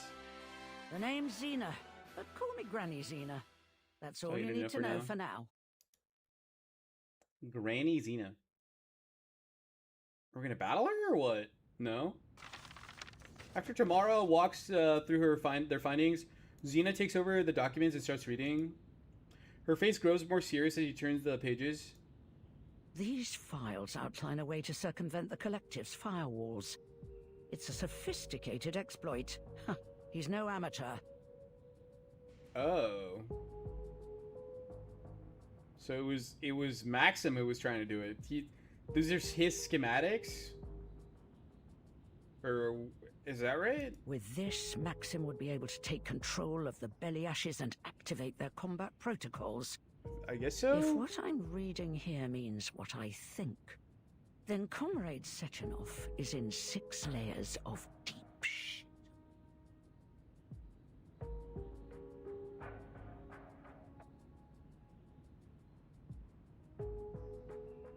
Why would he want to do that? He's in trouble. Why? Because our little Vanya is likely the one who lifted the combat restrictions on all the robots, which means this chaos wasn't just a bug in the system. It was targeted. Oh. So Maxim is the one doing it? Then you mean that he could be the one that sent that giant robot after us?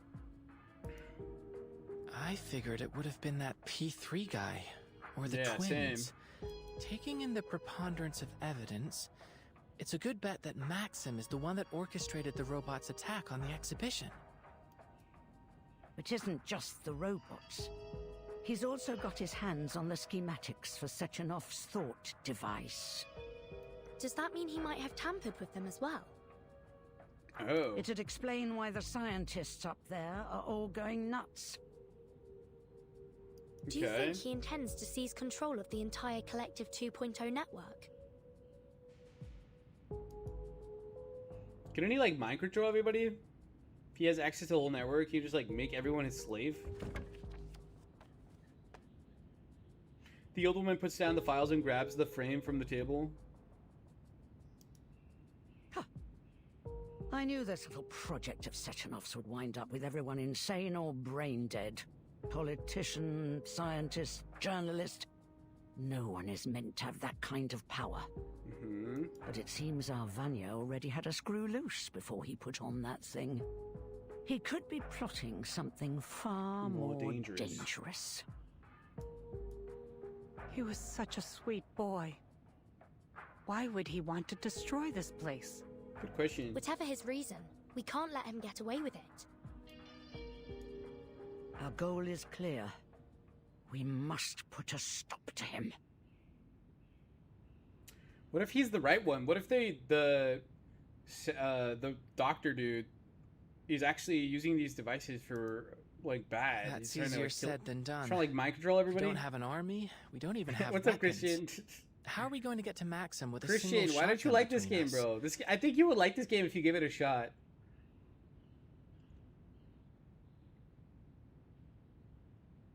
But I get the feeling you can help us with that. Am I right? No. Oh my gosh. You're so stubborn. You're a smart kid. But what I've got probably still won't do much against an army of robots. I kind of like this lady's character. I kind of want to make this lady my new PFP.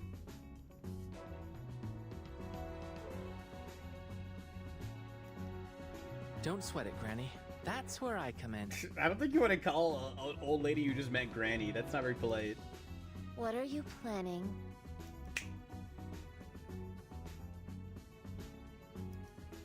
To do what I do best. Improvise. Dear me. Where did you find all these things? Excerpts a bundled tablecloth and spilled out its contents over the table. Clock gears, butter knives, spray cans, and lubricant, and made a menagerie of other knickknacks. He tilts his head and winks at the old woman. I collected them from the other rooms. Don't worry, we'll return whatever we don't need. You little gremlin. You'll return the rest. And help me clean up after this is over. It's all over. Are you telling me you plan to upgrade my guns with this load of crap? I'll buy it. Now show me how. You get a screenshot. I got it. I got it. That's gonna be my new Discord PFP. This lady's face. I don't want to go to school. Christian, you still have like 9 days left, right, of freedom before you gotta go back. Christian, look at it this way, dude. It's your freshman year, so you only have 4 years left, dude. 4 years, that's it. And believe me, dude, those 4 years are gonna go by so fast. It's gonna be like basically you blink and it's over. That's still 4. I mean, but they're gonna go by pretty fast, dude. So that's several guns and starts working on improvements alongside Granny's, you know. This should work. Give this one a try, won't you? Thank you. Oh, I blinked. It's not over. It's not over. Well, once you get there, Christian, No, it doesn't work yet, dude. You have to get into the school, and then you gotta blink once you're there. I fashioned an electromagnetic accelerator to the muzzle, as you requested. You take care of the rest, X. Wait, what's that you added to your gun? A music box. It happened to have a component I needed. And, as a byproduct, we'll get to enjoy music while we fight. Why would you want to skip 4 years anyway? That's like... that's like you just lost 4 years of your life, basically. Oh, is this music copyright free? Why did you pick that song of all things, boy? I didn't. It was already programmed into it. Why do you ask? Oh, it's nothing really. The melody reminds me of my daughter. Is everyone geared up? Armed to the teeth and ready to take out some robotic trash. Just please, keep the fight away from this place. It's kind of hard to do. As soon as it sees you, it's gonna run after them. Hold on. Maybe we should decide on a plan first. A plan?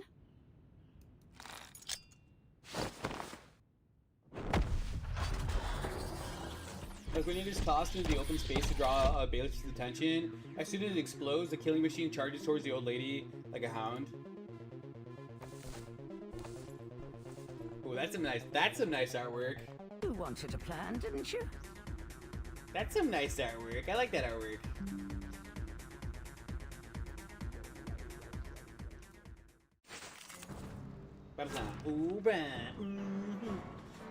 I think using Ezio here is overkill. I don't think we want to use Ezio. He's a bit of an overkill here. Who can I use instead? I want to go too overboard, you know. Shall I ask the enemy for their tactics? Don't want to go too overboard. Try with Bicorn, I guess. Very well. Let me try my hand. Was that for Baelish? Start of a round, ally gains ally number 1 gains 2 stacks of conduit calibration. When activating conduit, consumes 1 fewer energy, minus one stack after turn. Okay, fair enough. This robot is programmed to follow a certain attack pattern, but you're not. Improvise, kids. Got it. You're more than just scientists. That much is obvious. You're crazier and bolder than you look. Right. There's a thin line between genius and madness. We tend to skip rope over it. I'll take that as a compliment of our mental alacrity, Granny. You kids remind me of my daughter. Enough pep talk. Let's take this hunk of bolts down. Alright, well I'm vastly overleveled here, so this shouldn't be too hard, I don't think. Let's go ahead and debuff it. Who's hard is beating so loud? One-turn attack, does mental damage, heading inflicts 1 second. Yeah, let's just debuff this guy. He's gonna launch 2 attacks this turn. Let's just debuff him like mad. Debuff him like mad. Also, that's kind of loud. Let me know if the music's too loud. Let me turn it down a tad because I think it is too loud. We're not gonna be able to kill it this turn, but let's go ahead and attack anyway. Take Fish Valley. Let's just spend this turn setting up. An interesting one. Tick.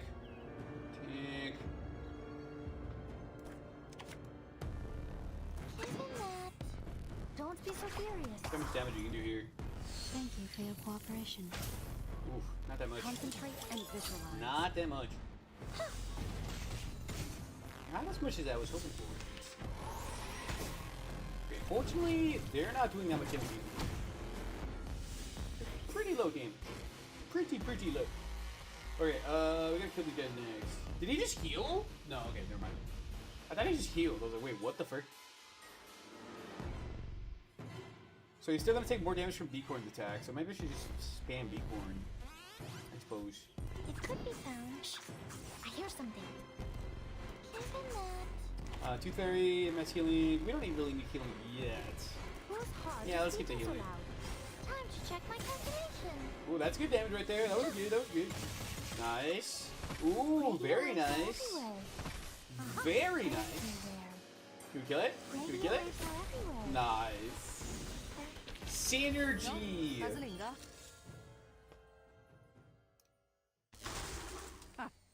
How do you like that? See the laser foot on the powered off Baelish. Her shoes sizzling against the heavy-headed metal. You're as wild as ever, old friend. We're safe for now. It should take a while before Maxim sends another of his murder bots after you. So, what's next? We find Maxim and stop him before more people get hurt. And ideally, we'll clear our names as well. First, I think I'd like to let Maxim learn how it feels to be on the receiving end of one of these metal monstrosities. I feel like they're assuming he's a bad guy. Like, they don't have proof that it's actually him doing all this. They're just assuming based on, like, the evidence they found, which is a little bit jumping the gun, I feel like. Huh? X approaches the Baelish interface and connects you to it with the thought device. Clever. I wouldn't mind having a big, angry metal puppy on our side. Well, you just kind of just blew it up, too, so... I appreciate Maxim leaving behind those documents. It's made it much easier to replicate his hacking exploits. Like that. Fantastic. Now let's turn on this speaker so you can communicate with us. Communicate with us? Like Nora and the twins? Mm-hmm. Fat chance of that. A Beliash doesn't have that kind of processing power. Processing power. But that can't be the sole factor, can it? The twins appear to have more processing power than Nora, and they even claim to have an emotional expression module, but they don't seem to have much of any emotions at all. Theoretically, they could just be very professional. Miss Bruce shakes her head, tapping the side of her face slightly. Never mind. Perhaps I'm just projecting my own biases. I think you are. Who's to say what motivates a robot's heart? X shrugs his shoulders and presses the Baelish's reset button and steps back.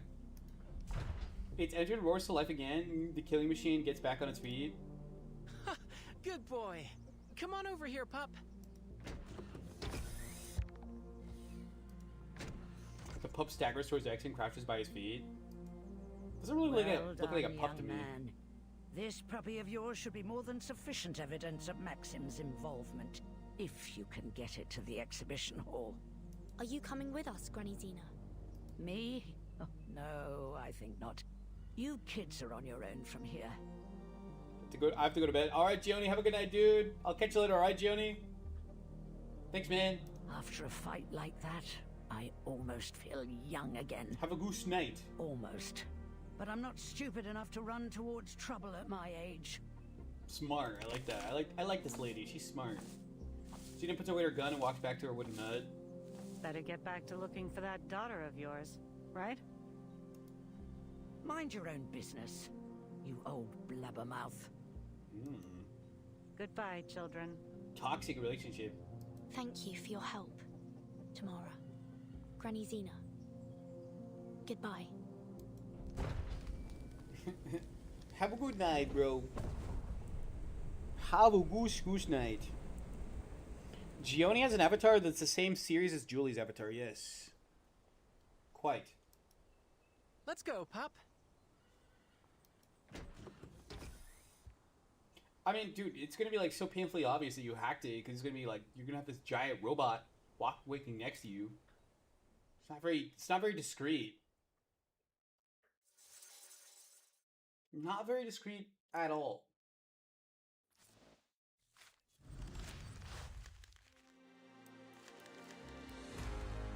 So I can't do the harder versions of the stages until I beat the epilogue, sadly.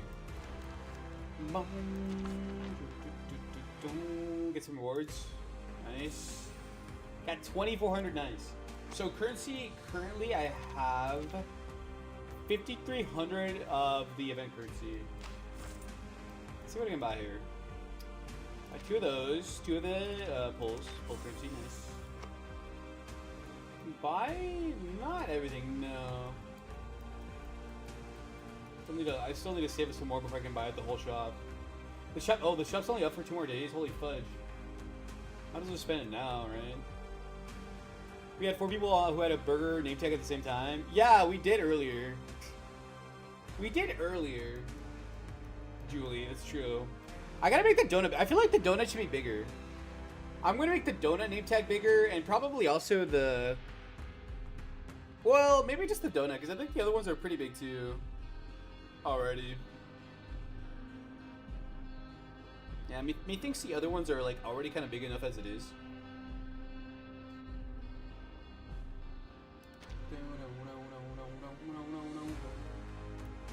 Is that cute? Atomic Heart, is that cute? Yeah, I'll buy that one. What does this do? Consume 3 immaterial batteries to open up one, receive 1 artifact of an own 6-star from a designated selection. Does not capture flesh. Well, yeah, obviously I'm gonna buy that. Obviously. Duh.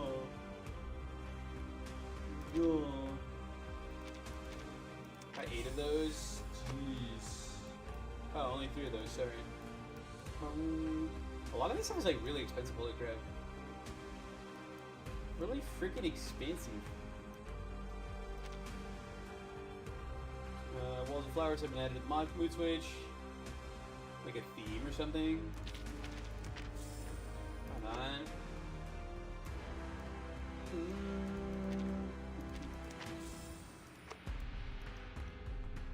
I like how I said I wasn't gonna buy any of the wilderness stuff, but I think I just bought one. Sleepy lads, yeah. Let me just finish buying stuff here, and I think we're just gonna wrap it up for today. Well, I can't buy everything. I don't have enough money, so I might have to come back later. Buy this at least. Buy that. Down to 17k. Buy some of that. Down to 13k. Golden compass. 10k. Skeleton. 7k. So these 2 are for the wilderness, which I'm not too concerned about.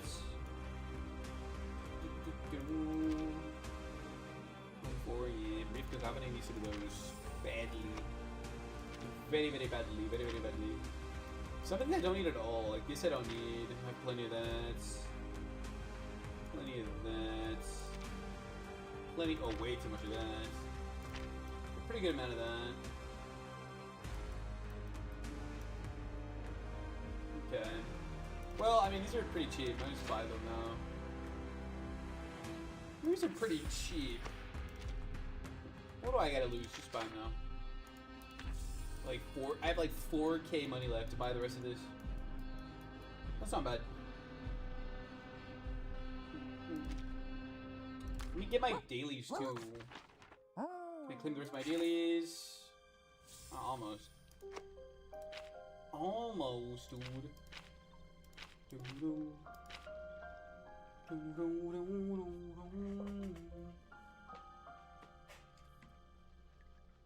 Oh my gosh. Is my headset cracking again? No, it's fine. It's fine.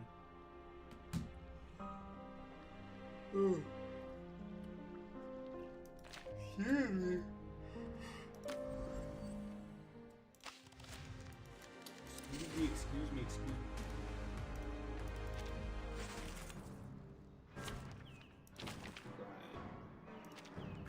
Wait, I can't auto this? What the heck?